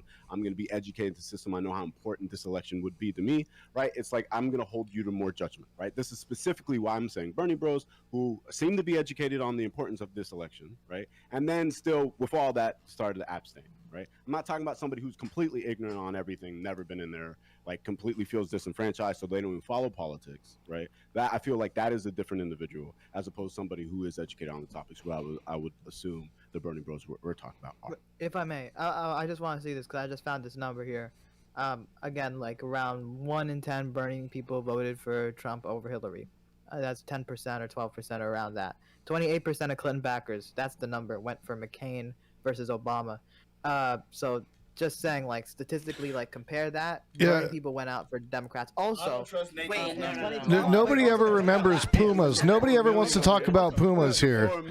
Like if you guys don't want to talk about Pumas, I see. wait, what are you talking about? What are you talking about? Wait. What are you talking about? A past the election point is here- irrelevant. no, It's You just said 10% Hillary switch, Clinton. then 10% switch, right? Wait. Hold on. Clintonites are bigger pieces of shit. I got it. Yeah, exactly. There you That's go. one thing. The Clinton people are shitty, but 4.4 million 2012 Obama voters stayed home in 2016. If we want to look at who caused Donald Trump to win, we Thanks, can look Obama. at not Obama really, but like the Democratic Party. This is the point that look. Well, okay, I don't like easy. Jimmy I'll Carter. capitulate instantly. If you're an educated voter and you decided not to vote, fuck you. Right there, 100%. Well, no, That's it. I can have agree no with that. problem- I have no problem saying if you're educated on the issues and you decide not to vote, fuck you. It's not specific to Bernie Bros, right? It's like, yeah, like, all right, but we're talking about Bernie Bros. Are they part of that? They're in that group. I'm not letting you escape from that group. That's it. I'm What do putting you my consider hand not out. I'll voting, shake. though, right? I will shake. I will shake. Are you gonna Salsa, leave don't me leave him hanging? hanging. What am I doing? He wants to shake your hand. What is this meme ass shit? I don't understand what you want. I'm not gonna point my hand to the camera. Give him what some do you want knucks. from me? Here, Give him some knuckles. And this is why it's hard to make a negotiation with the Yeah, Democrats. it's hard fucking. This is hard. This is why it's hard to negotiate with Democrats. You can't even accept a handshake. I put it out there. I go halfway. You know why? Blame all the non-handshake motherfuckers. Exactly. Why would I do? Maybe it's the hand job you wanted. I don't know. Put it back up. I got my foot ready. I'm a salsa dancer. I'm flexing. Oh my god. Wait, Damn, that's just your turned on a ass bunch of now. people. Now show those toes. Nah, but cause honestly, that's it, right? Because I understand that. Like, Start the showing your principle feet on is TV. why. You're gonna have RGR over here. I get all the why, but it's like sometimes, it's like there's consequences. Where I feel like if there was something where like as egregious as Roe v. Wade is to women as it would be to like minorities or to men, right? I don't think we would be having this conversation at all. We would be up in fucking arms, blaming everybody left and right. I know I would if something like that happened in Puerto Rico, like the island literally flipped over because not enough people voted for like Biden #2, right? I would be pissed. Everybody gets the blame. I think, I don't know. Wait, but that's not, those things aren't equivalent. Like, I mean, the average woman doesn't get an abortion, right? Like, that's not, like, this isn't something that's going to be affecting every woman. So there's a huge portion. They're pretty sympathetic, though. Yeah, but it's like even my wife is like a progressive or a lib or whatever, but like she's a pretty big fucking normie, and she says this is the kind of shit that would animate her. So that's what I'm saying. Like even if they don't personally participate in it, they still care about it. Well, it does still affect them because it takes away an option, right? So like even if they don't get the abortion, the option's off the table now, right? So I'm just saying, like, it's not. Yeah, I'm just saying that those things are like crazy, not equivalent at all. That's all. It might be equivalent in how people treat it. Like I know what you're saying. Like an island, millions of people dying. It's not the same shit, right? Like I'm 100% on board right there. I'm just saying, like the amount of like political panic this is gonna cause, it's gonna be fucking wild. Like it's gonna be no matter what. Like even what's gonna happen. Here's the other thing that I don't think we've mentioned at all. If conservatives don't take the opportunity, they are gonna fucking lose a lot of internal momentum. hey, Devil Dog, make sure you use a Brillo pad. For so long about how put us in, we care about life, this, that, the other, and so if they have the opportunity to do something and they don't do it, that's gonna be bad. If for them. only conservatives for the longest time they've been able to reside off of just not being the Democrats, and no matter what they do that could be bad or what have you, they will always be a home for people that just don't like the Democrats. So even if they were to do some colossal fuck up, people would just be like, okay, I mean, but they're not the Democrats. And it's like, I should say, that's a lot of balls. If all of you disenfranchised voters out there, just come vote for the Libertarian Party. Your lives will be so much better. Think about how great it'll be. That was not the lesson to be learned. No, that was the lesson. I have no interest in age of consent These changes. major party candidates, all they'll do is belittle you and demean you. We'll listen to your issues. Where do libertarians stand on reparations? Yeah, I didn't think so. Yeah, that's not the party. I would love if all right wingers or like I a don't think they significant support him, portion to of be right wingers honest. voted for the Libertarian Party. They should Me really too. like. Yeah, also I love the encourage white male every party. right winger, every Republican to vote Libertarian. Vote. Do it. I mean, it's a fair assessment. Of the You party, guys are but it's you guys still are right. mean. It's still mean. not just like the white male party. In 20 years, it'll be like the white male and Asian male party. Hell yeah! See, diversity. Fedora wearing Hispanics, like they're coming around. We got those too. not fedora wearing. First off, I don't like you insulting my father like that. Okay. In no way was I referring to like conservative middle-aged Hispanic men. That was not the mental image I was going for. I fucking, you know what? That is like I at least- apologize. I apologize. I did not realize the fedora meant different things to different communities. I am sorry. That was bad meme. Bad meme.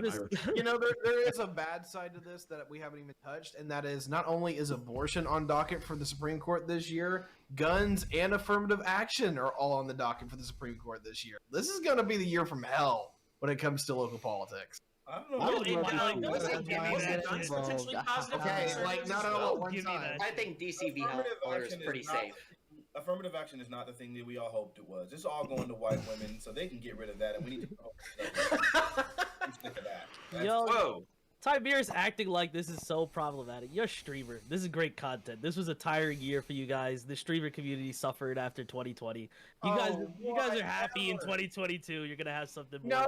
No, dude. Okay, No, Me Ty as is a actually consumer- like truth. What are you talking he's not a about? Me as a normal consumer, human I'm happy. being, but he is exhausted by all of this. Look Like, at that smile. That's the smile of good exhaustion. That's the smile of like, no. I guess I'm gonna have to work tomorrow. You should hear Oh our my God. VCs now. How many viewers are gonna take in off of this one? I'm literally begging Connor in DMs. It's like, hey, can we just chat for 5 minutes after this panel? I'm already fucking brain dead. No, so like, here's the thing, guys. Like, I'm not a normie in the same way that I love the blood sports, and like, I don't really care to talk about that with streaming because I'm a policy wonk. I like to line up the numbers, figure out what actually work, and the rhetoric battles just don't really interest me that much. But the problem that I'm looking at is that, yes, the next year is going to be insane for when it comes to the rhetoricians, because almost any anything that you can craft as far as rhetoric is now open for abortion. It's going to probably be open for guns because they're going to be what's the case that it's going to be up if you can actually charge a gun company for making the gun if it's involved within a crime. That's probably gonna get smacked Yeah, down. but that's don't you gonna think? get slammed down like so hard. That's Yeah, not even like gonna be I close. don't get it's not that, but it The opens. only only thing that's going to animate the public is changes in precedent, right? The only thing that's on the Supreme Court docket that's really threatening to change precedent is going to be the abortion law, Yeah, right? man, Like let him get the his precedent when it monologue. comes to DC Heller isn't going to change. The precedent when it comes to Yeah, but don't you think Affirmative people still get action. butthurt and He yell likes on the the internet monologue. about it? Let him get his well, little yeah, monologue but in. like not more than normal. Thanks, Wiggle. I don't know, man. I think you're underestimating my capacity to be butthurt. Like, Connor, I've seen you on enough panels. I could never underestimate that capacity. okay, all right, fair. So, like, I'm just kidding. Actually, I do want to ask Connor because we're the only righties on the panel. Is that What do you mean you're the only righties? who's He the just said other he was righty? libertarian. Now you insulted him. Wait, what?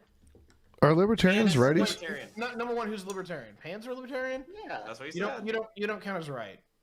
What? You don't count as right. No, You're we- basically socialists. yeah, we don't want you. Because Get we're lost. status? What the fuck? Ideology. Okay, yeah, like you guys joined the Democrats recently. Like, get out of the party. We don't want you anyway.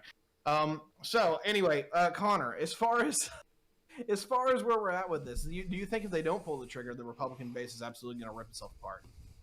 Yes. And so I think that sorry, Wiggle.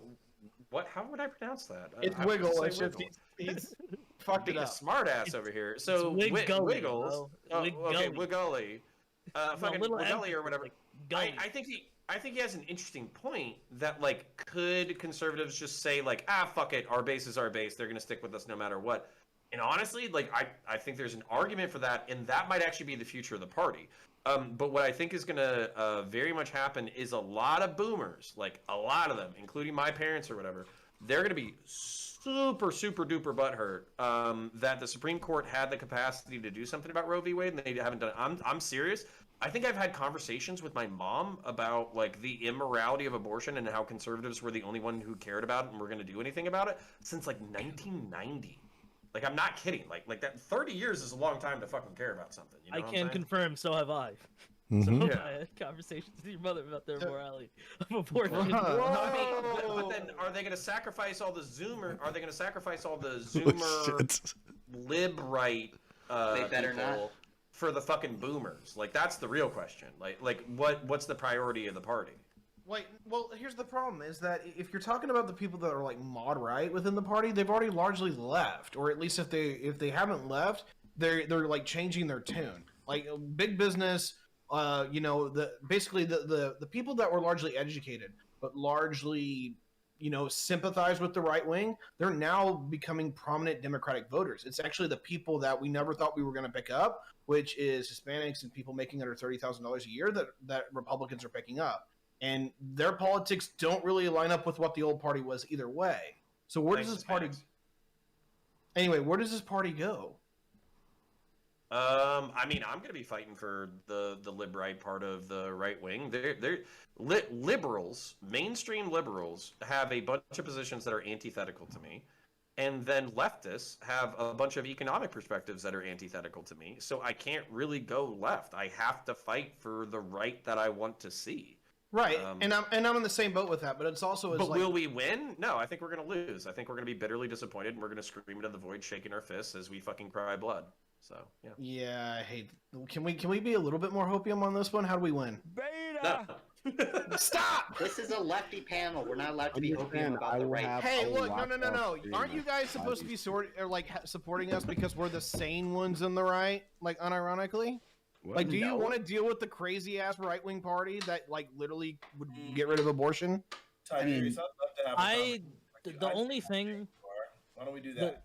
The only thing that I hope for is that Tiberius, you are not racist, so therefore, like, you can help the conservatives not be racist. And outside of that, like, I don't have much of a feeling towards like conservative politics, but I do know it's nice to have you there because when they say something that is racist, you'll be like, "Stop," and they'll stop for 15 minutes. I appreciate that, Wiggle. At least It'll you be a have good some 15 confidence in me. That's true. The problem is you just look at their economic prescriptions; they all suck. Yeah, I agree. I hate these monetarists. Why aren't they Austrian right revolt? No. Listen. Okay, let's get back to it. Yeah. So in terms, this thing about Bernie or Busters, right? And this focus. I guess I'll get on the screen because I gotta yell at New Salsa. Completely wrong at everything. All right.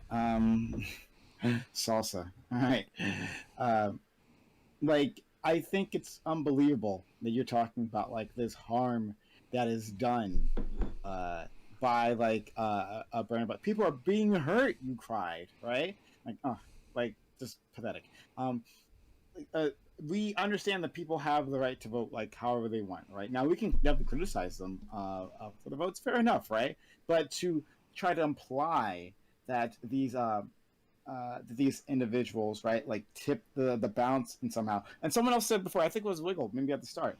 I think they're saying you're muted. Oh, sorry. Oh, that sucks. Anyway, yeah. So do it again. I was saying that New Salsa is crap. So that's all you meant. That's all you missed. Salsa. I was I hated the fact that you're implying that these Bernie Busters like tipped the balance somehow, right? Like we already know they didn't, right? Like we know that we didn't. And in fact, the bigger share of the vote that you'd be worried about the people who decided to stay home, or the people who flipped, right? Especially when Trump was first elected, a lot of people who flipped and decided not to vote for the Democrats at all. So then, why would it be Bernie or Busters that was the issue? So I actually answered this. The main thing, and I just want to caveat, right?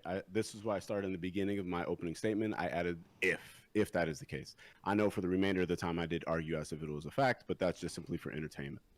Well, it is where that is if. Hold on, no, I argued as if it was, right, and didn't caveat if every time because I was trying to keep it going. I just if it is, right, in this part of it.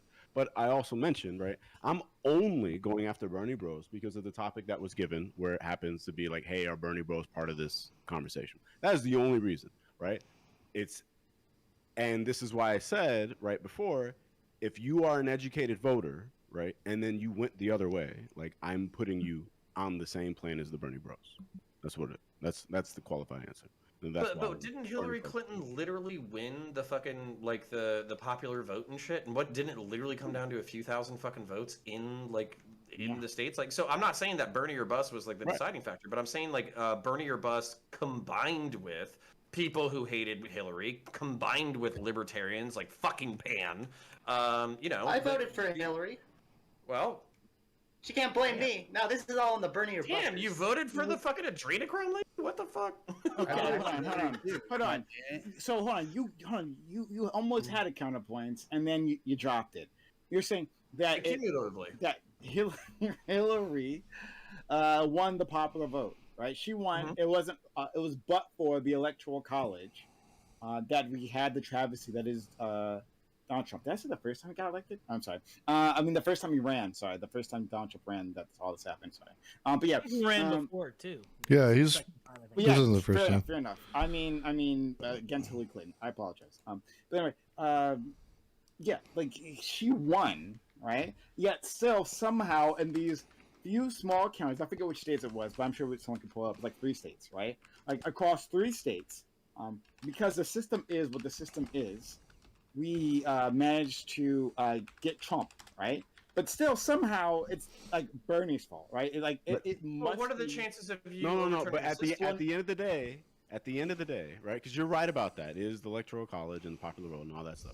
But at the end of the day, if more people could have went out and voted, right, instead of staying home out of spite or whatever reason that it was, right, or out of protest, right, it could have tipped a different state somewhere or whatever. We don't have all the data everywhere, right? So theoretically, were these other states didn't matter, or it could have been enough people. We don't know this, but it's just like saying, like, if more people came out to vote, at the end of the day, is what I'm saying. We would have got it, right? Well, and Then- also, then Also, I at the don't. time, You at the can't time they talk. voted, they didn't know that it wouldn't sway the result. At Right? So the they, end- voted, they didn't vote. Like, you can't just say, oh, well, it didn't have an effect. Well, they didn't know that when they voted. It very well could have had an Yeah, effect. They weren't had to there- consider that, right? Right, There but were a this is larger what- amount this of people is, that this is came also out to why I vote for levy Trump, fault at too. anybody who's an educated voter, right? It's Yeah. not exclusive to that. It's like the educated voters, like you know how important voting is regardless, and you decided not to. Like it's like fuck off, right? Well, and not just that, but like the electoral college is kind of a moot point because the chances of y'all changing the electoral college any fucking time soon is like none. Like so. How is that a basically- moot? How's it a moot point? How's it a moot Because point you to say can't that the change system it. is You broken? gotta focus- So then we don't discuss systematic racism. We can't change it now. Like at this moment, we can't change I think it. you can So it's a change moot point. systematic racism. Uh, I oh, think hold your on. chances of solving the electoral college are zero. That how is first? I don't see how that's like systematic racism in all its many forms. Yes, right thank within you the for U.S. pivoting to is a- racism. I can get Yeah, back to this again. is a, Typical is an crime. upward. Is more of a less an upward climb than the electoral college, right? We literally just need a few more states to pass that electoral college compact, right? And then we can actually get rid of that shit. No, right? the electoral compact won't work. I mean, if you Yeah, vote no, away that no, the we popular- don't have to get distracted. No, you're distracted. I have the whole data. point is that I just don't have think the it's- data. It does not work. Yeah. Well, I have an Um, intuitive argument, not data. Yeah, my point. We can argue about that some other time. That's fine, and I love to, but I don't want to get too distracted. But the point is that like. I think. Oh fuck! What was my point? What was I saying previously? I was yelling at Connor Source. something. You Huh? were getting under the line of like Right. there's all these different reasons for why they like Hillary lost. It's not just the Bernie era busters, and then you were getting into like more nuance of like she got more people in America to vote for her than the opposing candidate and still lost. Thank you. Yeah, exactly. That was the system itself, right? Like the complaints could be.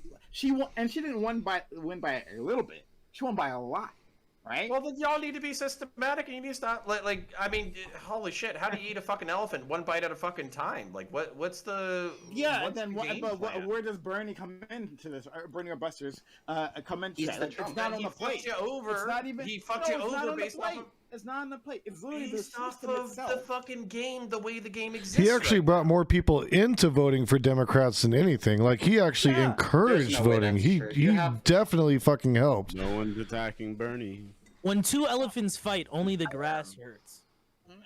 I just wanted to say something wise. I felt Oh, like we thank were you. all doing it. Yeah, I liked it. I don't know if I understand it. Yeah. Yeah, actually, We elephants are the pretty grass. brutal. We are the grass, Connor. Reverie, man. I had to say, you guys are all doing it. I had to say something wise. Prime, I have the answer to your appreciate question. You asked me at the beginning of the show, who's the ultimate nerd? Since I'm the penultimate, it's fucking Pan. Pan, stop beating me in my nerdness. You're making it look bad. What? What did I do? You're being a fucking nerd. Yes, Um, you're being a but fucking the- nerd. Uh-huh. No, but And I- but okay, but my point. Okay, but this is like a pragmatic thinking criticism, not like not like a fucking whatever the fuck. Like if you're saying the game is rigged, but there's no chance to change the rules of the game, I didn't say that. then you have said to that. figure out You how said that. to I didn't say win. that. I don't think you can change the rules of the game anytime soon. I think I'll be long fucking dead. Okay, before you the said Electoral that, but College I didn't say that. disappears. Like I said, but go ahead. Do you think the game is changeable? Yeah, you think plant it- the I seed think for your yes. grandchildren to sit under the tree, right? You know, so you start now. Donald Trump got elected, anything's possible. Okay. Yeah, I mean, like, if motherfucking Donald Trump got, thank you, and motherfucking Donald Trump got elected, then fucking anything is possible. And simply, like, here's what I think is possible, right? Here's what do it. If the opposite happened, right? If a Republican got won the popular vote some fucking how, right?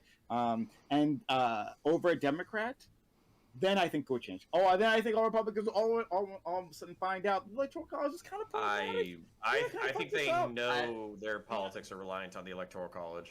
Like, Well, I think that like they might get to, but I think if that happened, the Democrats would probably try to protect the Electoral College. I think whoever benefits from it's going to try to protect it. It's a winning institution in its politics. I think they'll probably go off of what Counterpoint said. They probably go off of historically it helps them, so just keep it.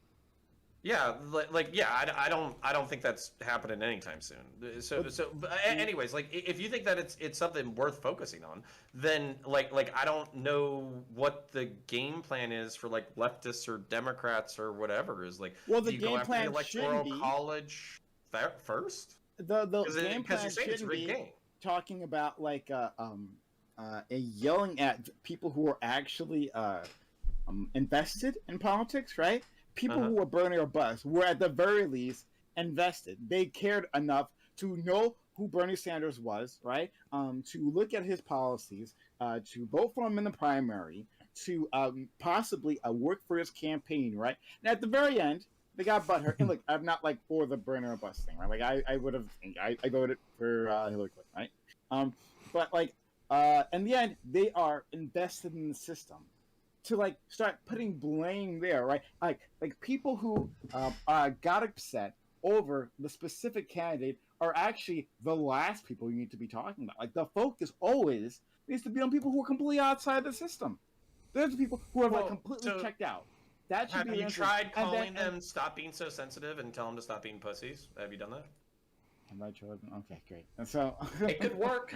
Yeah, I'm just saying. But But like, you hurt think my it's- feelings because you said that I cost us the election. That it's like, okay, well then, fucking let's, have you tried not being sensitive? Like, No, is that one really said- gonna no one drive said them that. from not No doing one it? said that. No. Try it again. All right, you're on distract. That's fine. All right, don't worry. I can hunt you down. No, like it's the issue of people who haven't been there. The Bernie Busters, they came back the next time around, right? These are people who are actually invested in politics, actually looking at these issues. They came back around, right? But to start there and like, oh well, look at them, like to scold them that way, right? And this is a thing that happens on liberal media. Oh, they love it. They love it. They love it. They love it. First of all, they hate Bernie Sanders. They can't fucking stand the man. They hate him so much, right? And then the chance to just shit on Bernie fans, right? Like, oh wow, well you didn't vote. I mean, there was literally that group called the Pumas, right? You remember that? And Thank you. You're the 2008. first Thank you, person yes. that said it besides me. Thank you.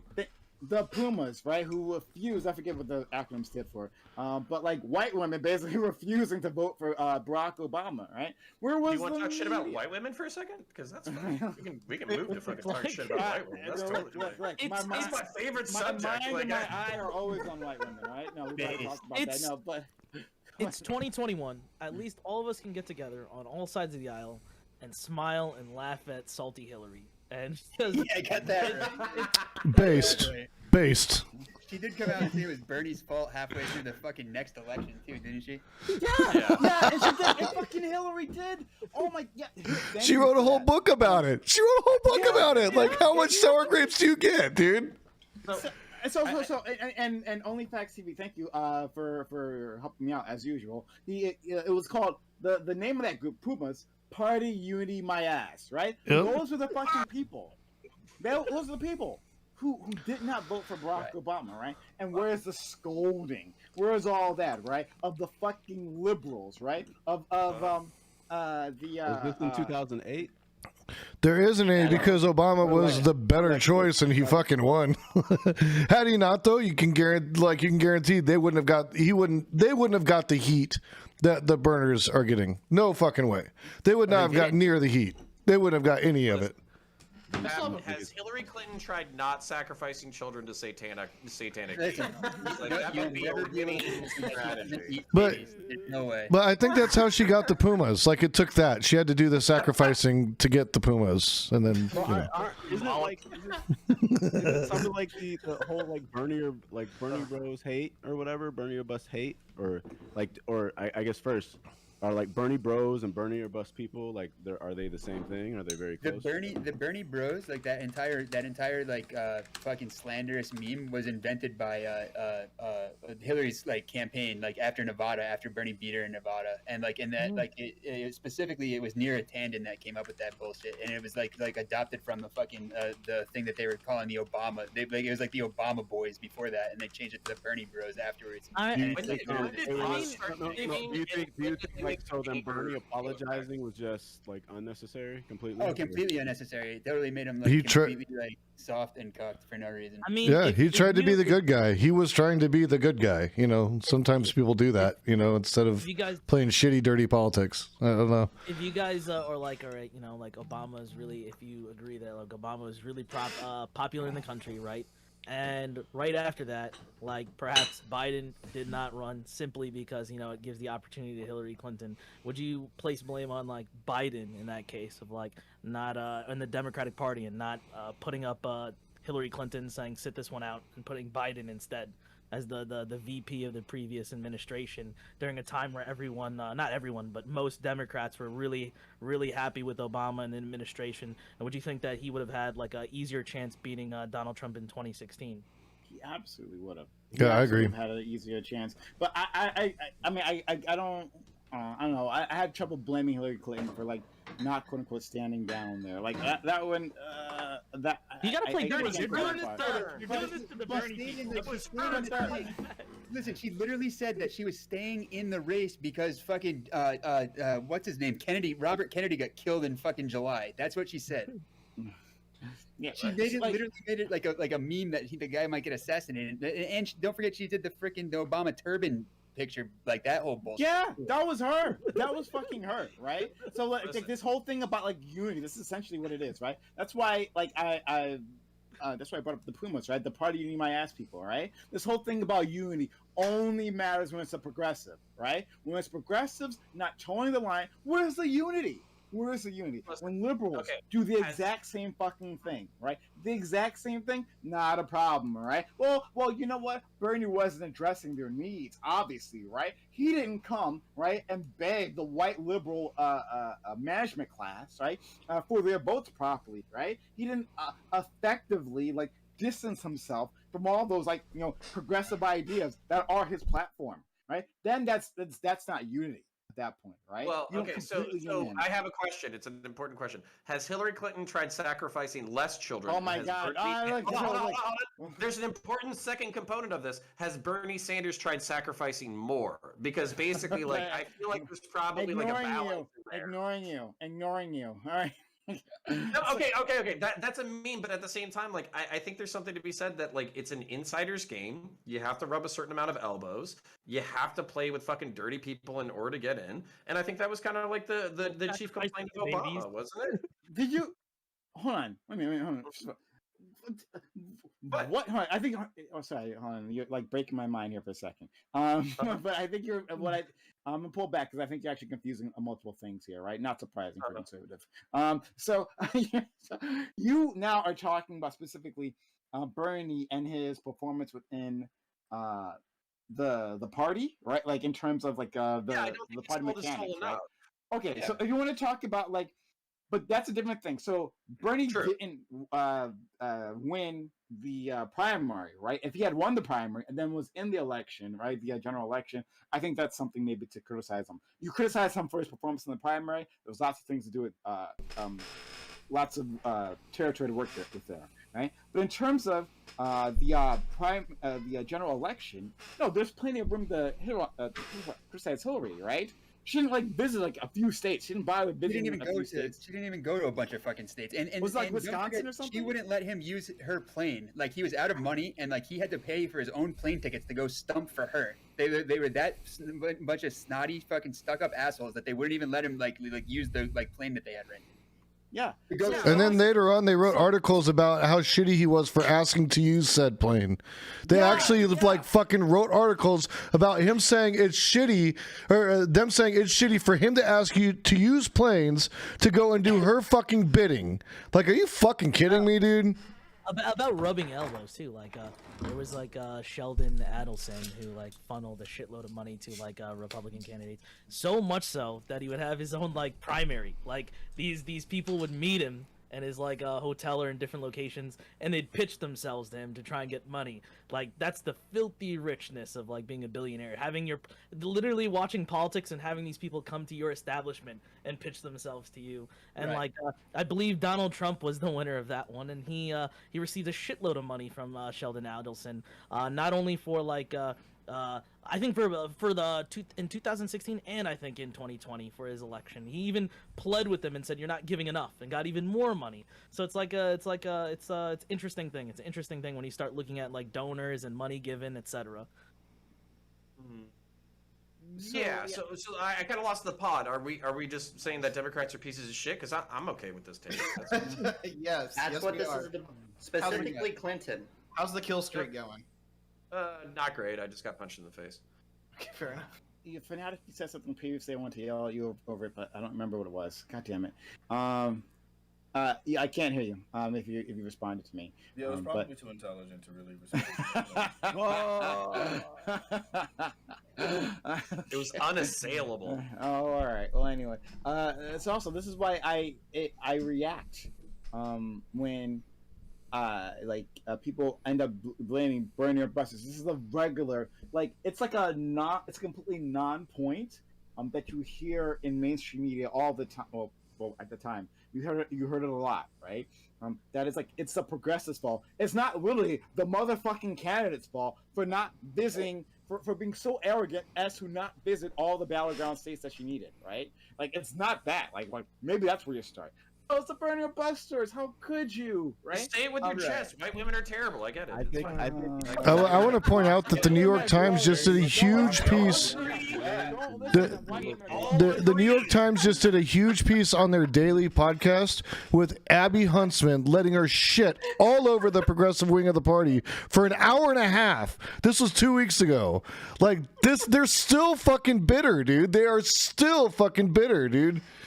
Hell hath no scorn like a woman. I get it. You know. Wait. Hell hath no fury like a woman scorned. Yeah, I'm with you. Hell hath no fury like the Bernie brother. Right? Oh my god. Yeah, they fucking. And it's funny that they always say Bernie Bros, but he had more. I think it's funny they always say Bernie Bros, but he had more women and women of color that were supporting him than anybody else that was supporting him. So that's stupid. Like Bernie Bros. Hey guys, I guess there's a bunch of females out there that we're calling bros now, right? Oh, like, yeah. Does anybody have like an exact timestamp for when the fucking Bosch Wojak meme came out? Roll out the tongue. So I want to say it before it gets stated here on the panel because like you guys are just ridiculous. All women, you guys should have the right to vote. I don't know what these guys are talking about. You guys should repeal vote. the 19. And next time, just remember to vote for Bernie Sanders. There you go. Like, I know where this is leading. I've been in conversations in rooms like this before, and I will never make the same mistake again. I'm speaking out. All women should have the right to vote. Thank you very much. What about mass murderers? Hold on. Ignore Wiggle. So let's Fanatic. So your point. It was offhanded comment, right? you said it any which way. Talking about like, well, maybe more Black people will have a chance to be born, right? Like not understanding that, you know, yes, we make up a large percentage of those who use reproductive services, but maybe that's because of lack of resources in general, right? That would put people in that situation. So like, why, like, it to celebrate this, right? Rather than instead like taking the problem from the other end and like giving people more resources. I mean, that's a problem. Like playing into that narrative, right? That conservative narrative, that's a fucking problem. Oh, Prime, come on. You know me. You've known me long enough and you've seen enough of my content to know that I'm absolutely concerned with the lack of resource within the African American community. We know what the freak is going on there, but that doesn't change the fact that while we still have those lack of resources, and I think some of that might be considered effort there behind Some say bruv, I say brev. I would think, yeah, Hello, it would be brev. in their favor. We deprive you of resources, make sure that all of the abortion is incredibly easily accessible within your community. We have situations where more black babies are aborted than born, and we know that, and we give you a good reason for it, right? Hey, if you don't have the resources, it's better that your baby isn't sitting there struggling when you have Pip Cheerio and all that good rot. It's safer for black women to get an abortion than it is for them to actually give birth in this country. Are you implying a conspiracy? Sure. Like, I hope okay. one. Yeah. Sure. Okay, a conspiracy. Like, this is all right. Okay. Damn, that's I'm random. gonna be honest, man. As a black person, like, it's so tantalizing. I'm on Team Fanatic right now. It's so tantalizing. Sure, why not? Sure. No, I am too, and I'm not memeing. Like, one of the saddest statistics I ever read was, I think it's like in one of the New York boroughs. There's more abortions. There's more abortions than there are live births. That's fucking horrifying. So, yeah, okay. like, and I don't care what we have to do to stop it. You need to fucking. So wait a why minute. Here's my problem why with is that that. horrible? Here's my problem with that. And Did I just fucking hear that? Well, Wait, I don't know. Oh my god. What? No, but Devil Dog, I will take it as such. I don't think Fanatic is doing this. I'm not going to put this on Fanatic, right? But when I hear that talking point, right, like, it's usually from conservatives who actually. Guys, I'm don't actually give a fucking pro-abortion. shit I'm about not that. pro-choice. Who don't give a I'm shit about pro-abortion. helping us with resources, right? With ending systemic racism. In fact, they deny it's even a thing, right? But all of a sudden they care, right? Oh, the number of black babies, right, isn't where it needs to be, right? There are too many of them being aborted, right? I mean, as soon as those black babies get out of the womb, right, and they come to households that maybe within a low-resource neighborhood, right, where they have a low-resource school that makes it difficult for them to get to college, right, where they are heavily policed, right, where the drug game is the only game, and that their life expectancy is shorter, right, then they have nothing else to say. But, but now, I'm so concerned about the number of black babies, the crocodile tears. That bothers me. Okay. I feel like Fanatic's tears are probably genuine, but from my point of view, since Tiberius yelled at me, I just want to say, yeah, I'm sorry, but if black women disproportionately want to use their right to have an abortion, I'm okay with that. Like, I don't see why they shouldn't be. Like, the numbers, but this is kind of where I agree with Fanatic though. It's like the numbers are so bad in certain boroughs where literally like the amount of abortions are higher than the amount of live births. Like, I don't give a fuck what you gotta do. Like if it's contraception, education, improve fucking schools, daycare, pre-K, fucking whatever, you gotta control that, because I think it was literally 55. Why do you need to control what somebody chooses to do for their own self? Like, what's your responsibility in controlling them? Here's the problem with this, though, right? Because especially from Fanatic, right, and counterpoints who lecture me, right, on how rhetoric matters. Okay, well then rhetoric matters in this point, right? So then we should not be taking this issue from the other end, right? Reproductive services happens at the end, right? If these people don't feel like they can take care of a child, right? Then that's like the final decision, right? That's if we're considering a failure, then it's the final failure that's happened. Instead, it should always be focused on the actual systemic racism, the barriers put in place for them to actually be able to take care of those children, to raise those children, and for those children to be successful themselves, right? All that should be first, right? Instead of even contemplating taking away their reproductive services that those people rely on after the system has failed them literally their entire lives. I mean, I think that order. I'm not sure if that's the way it should be, right? Like, ultimately, I don't know why we can't do both. Hey, Devil Dog, you're asking how many of these people have kids? It's me, Fanatic, and Counterpoints. I think we're the only ones. I don't think Tiberius, New Salsa, or Revolt Rise do. I know Wiggles doesn't. I know Nathan doesn't. I know Prime doesn't. Reason why we can't get anything done think having more black people born, I think that creates I think that's a positive thing that I would like to see happen. So it sucks, but it's life. If I could jump in, I was listening to the stream the whole time when I was pissing, but no, I want to address the idea like, oh, there's no conspiracy about this. Okay, I think that's fucking batshit crazy. I don't think Democrats are just supporting abortion because they want to kill black babies or anything like that. That's just fucking insane. I just want to get that out there because that's you just. never cease to amaze me with your insane lack of comprehension skills. No one ever implemented. That's amazing. You never cease I would to talk amaze about me white with your people 60 insane years lack ago. of reasonable thought.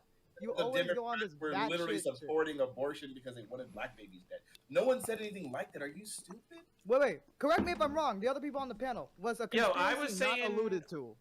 I was saying, Yes, and you think the okay. conspiracy was that Democrats were I didn't. supporting abortion because they wanted black babies dead? That's what the conspiracy. Wait. Why?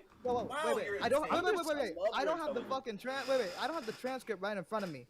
But if I am, You need it if that's the technical way wrong you here. got, buddy. Listen, You're I just right. want to carry this Fine. conversation Fine. on turn. Yeah, And you guys wait, make I got a it question. very, I got a very, genuine Very question. I difficult got a right now. genuine Very question. difficult. Wiggles got a Did I lot on not- his shoulders with trying to carry. Did I not hear? Did I not hear the word You did. conspiracy earlier? You did. Did I I not can explain hear my like a position line? if you want. Wait, I did I can- not hear like a line of like thoughts Someone said that conspiracy. did I don't kind even of think you sound can like a go blast there. to kill black Can I babies? explain my position so you can stop asking about it? Yeah. So my question's more for Fanatic, and that's my All right. question. But is that Prime? You used the word conspiracy earlier. Is that what you heard? Yes, you heard that there was a conspiracy, but the conspiracy in question wasn't that the Democratic Party was supporting abortions because they wanted black babies killed. I think it was the 2 document generations you're going ago. I think 2 generations ago, people made fucking systemic racist laws, and they didn't care who it affected. And they fucking created services in fucking communities where they would know that it would basically be birth control for undesirable minorities. I think that was partially intentional. Absolutely. I think it was probably 2 generations ago, and now we're just dealing with the after effects. But I still think that that's like horrific. To be and fair- we need to do something. And to be fair, to Counterpoint's point, the person that started Planned Parenthood, if I remember right, actually was in favor of trying to like sterilize black people. Was actually trying to do that. Yeah, Margaret Sanger or whatever the fuck Yes, her name is. Yeah. Margaret Sanger was a committed eugenicist. Yeah. So I'm saying. So there's some if we're truth there, dealing for with the sure. Legacy of that shit I from wasn't fucking assigning 2 that. generations ago. That's not surprising. The problem was I wasn't assigning it to Democrats. What I was assigning it to was just racist white people. And so Yeah, there you go. I don't know why he's like automatically creating some sort of like as if I was attacking So, Democrats. so just tell them that you were impugning racist white people. Once And then again, it's like, aren't well, good. Democrats so annoying with that shit? It's like you see there's flaws, and every time you jump up to defend the Democrats, just let them suffer. Let them suffer. It's annoying. It's Okay. annoying. It's like Fanatic really didn't just bring it up about the Democrats. He's just talking about a system. Sure. and then Okay. So the Counterpoint came in pro-abortion and was advocates. like, I the agree. Pro-choice. You came in and you were like, Democrats must protect, and then we're here. No. I just heard earlier when I was listening to the stream You heard the something word that sounded like conspiracy. conspiracy theory nonsense. I mean, I'm pro-abortion for everybody. Did you just say? Hold on. You said you just heard conspiracy theory nonsense. So are you saying that Do the you? idea? Yeah. Go ahead. Are you saying that the idea of eugenics in this country is conspiracy nonsense? You don't believe there were any actual eugenicists?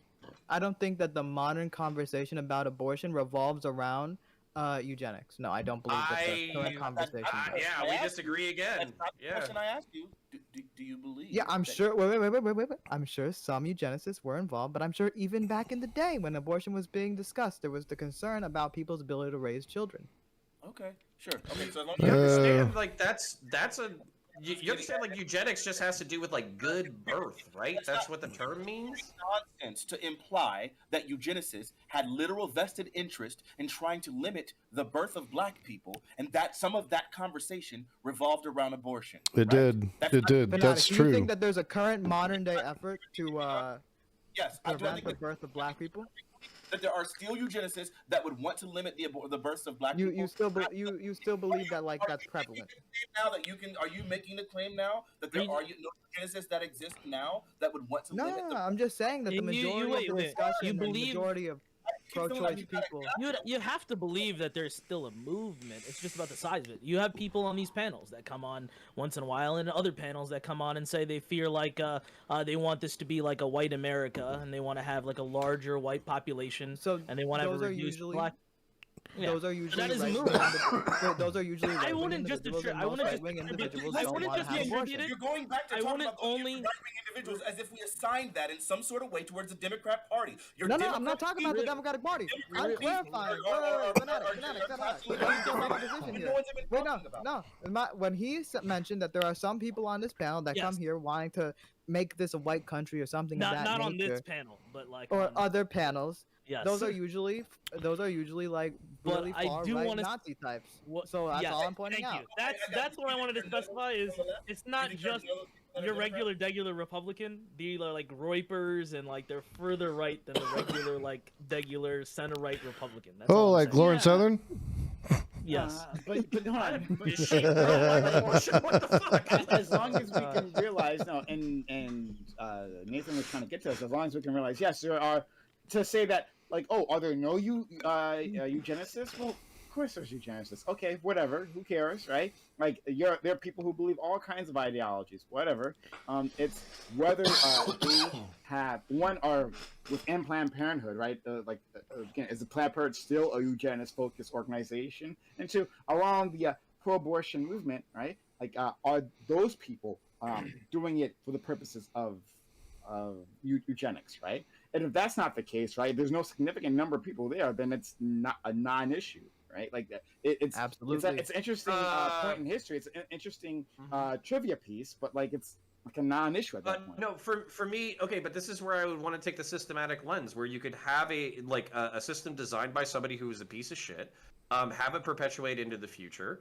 And basically bad things to be having because of not because of anybody consciously being like evil or shitty, but because they're just perpetuating the system that they're already aligned to. So I think my alarm when I read that statistic that Fanatic was talking about, where it was like, I think he said Bronx kind of odd, like JJ, but I kind of agree with you. I think we need to much more interbreed racially.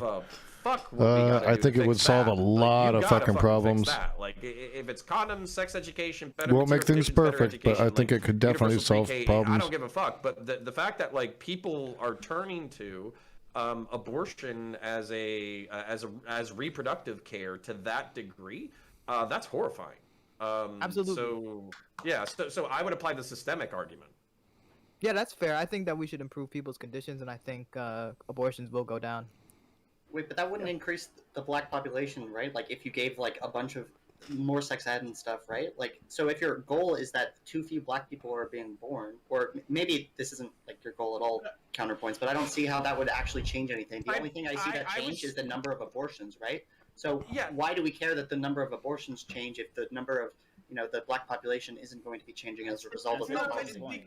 Because I care, because I think abortion is a moral wrong, and not only that, like to Steelman Fanatic's position, I think he was just saying in red states where there's more restrictive abortion measures, there will probably be more live births, and because there's more live births, that doesn't mean that they're just going to like execute their kids through infanticide. They're going to try to take care of those kids, and if that happens to create like more black kids or more kids in general, then he'll fucking find the silver lining in that. That's all I heard. I didn't hear like some like him rubbing his fucking hands together like, ooh, I get to control a woman's body. That's fucking awesome. Yeah.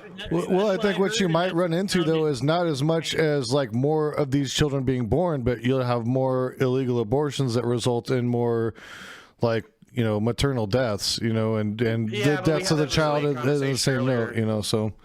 I think it's a sticky situation. I think it could go either way. To be honest with you, I think there's a lot of possibilities with that. Yeah, I didn't hear celebration though. I heard silver me neither. lining. That's what I heard. So, I don't think anyone said celebration. I'll concur with you on that, Connor. So I agree with you counterpoints when you talking about the systemic issue, right? I think I'll give on that point, right?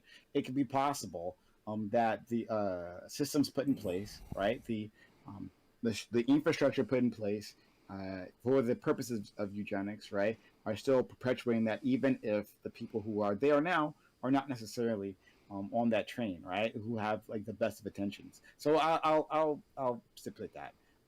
I'd like to see proof that that's necessarily what's happening. Other than, like you're saying that there's that whole live birth situation in that one county, right? Well, again, it seems like more of a lack of resources, and just like, like this, like it would be worse if those people didn't have access to reproductive resources, right? And then the misery that would spread by having those kids not being able to take care of them, right? Like increasing poverty, I think would be worse in that situation, rather than providing those resources. But like I hear you on the systemic issue. This is where I think and then conservatives are dead wrong. I thought Pan had an interesting point talking about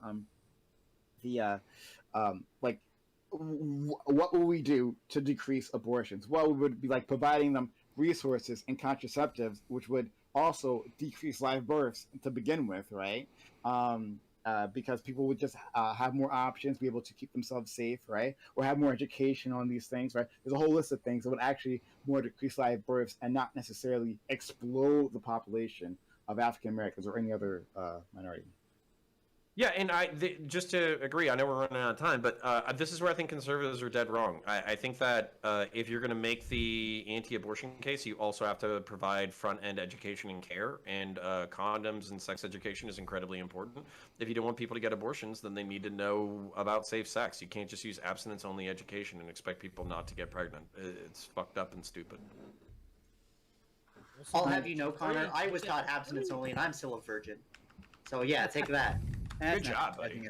I'm proud of That you. explains the libertarian part, doesn't it? But then again, It was a joke. Calm down, everybody. It was a joke. Is that involuntary or? it's his freedom to choose. Just kidding. Or apparently not get chosen. Oh!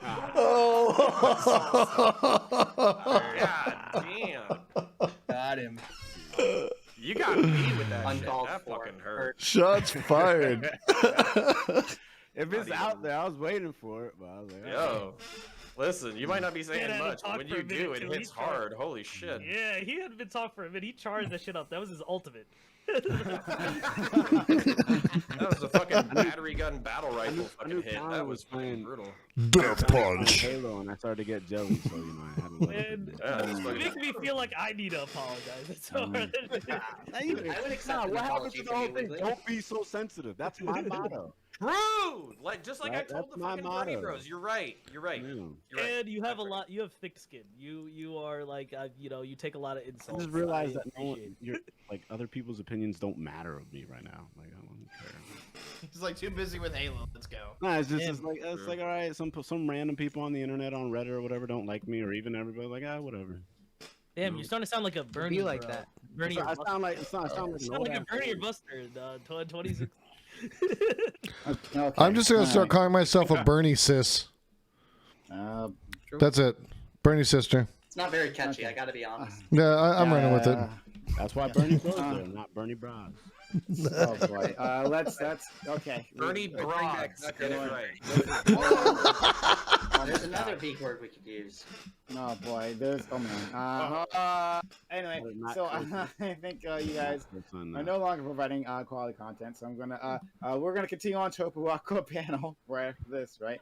Don't worry, we're done with these guys, right? They've expired. So stick around for that content. The stream does not end. The stream does not end. We have more content for you coming right up, right? I'm just gonna give an outro to these gentlemen. All right, oh, not so gentle, but I'm going to give an outro to them. So stick around. If you've been enjoying the content so far, hit that follow button right this second. Make sure notifications are on so you know I'm going live. We do this 6 nights a week, so one should be a part of that, all right? And exclamation for social and chat.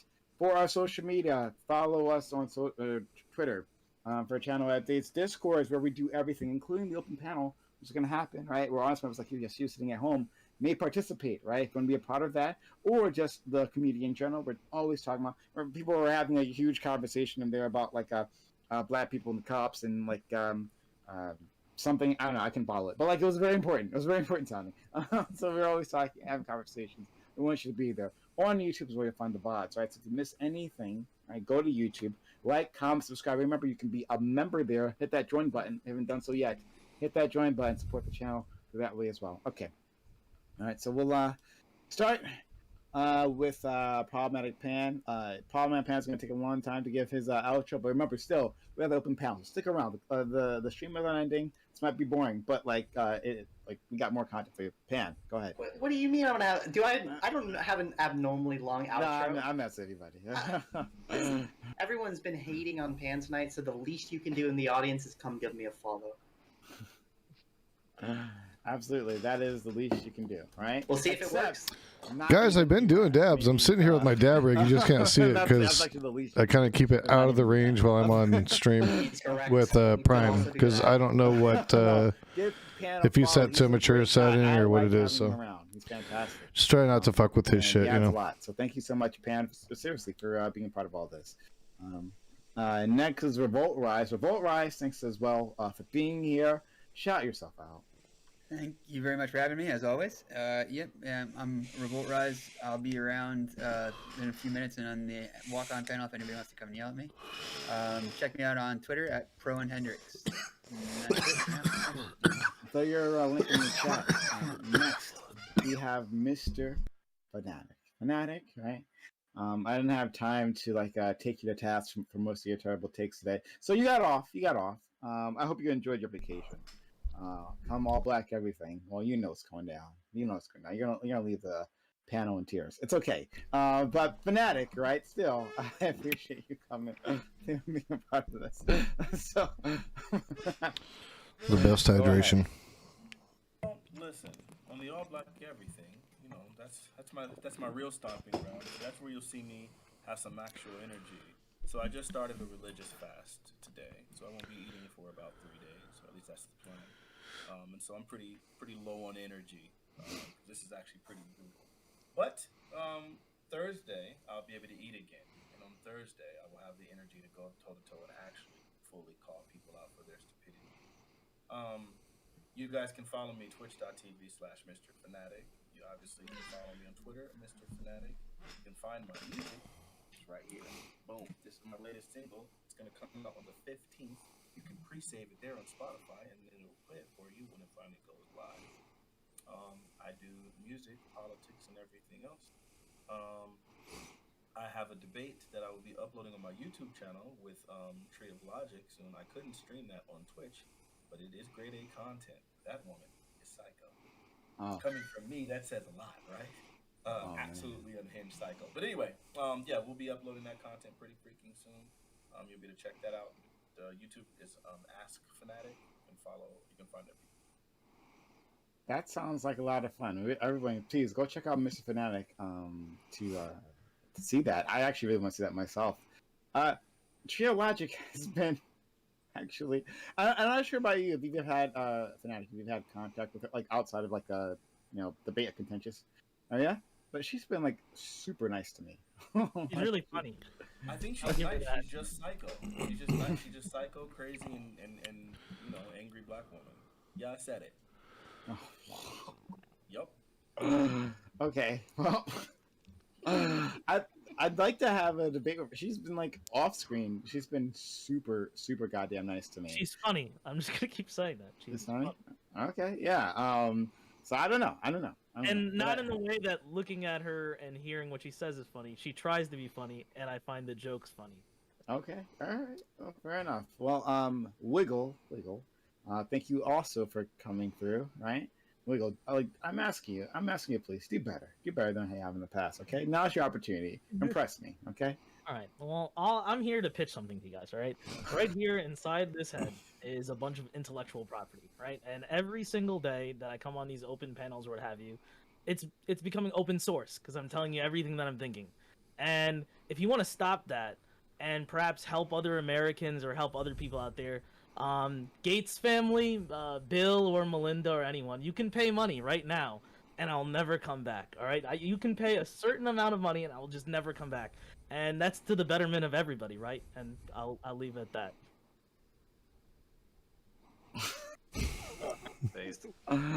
All right. Well. Okay. The dream is alive for hashtag ban Wiggle, apparently. So Bid starts at 100K. Very negotiable. Very negotiable.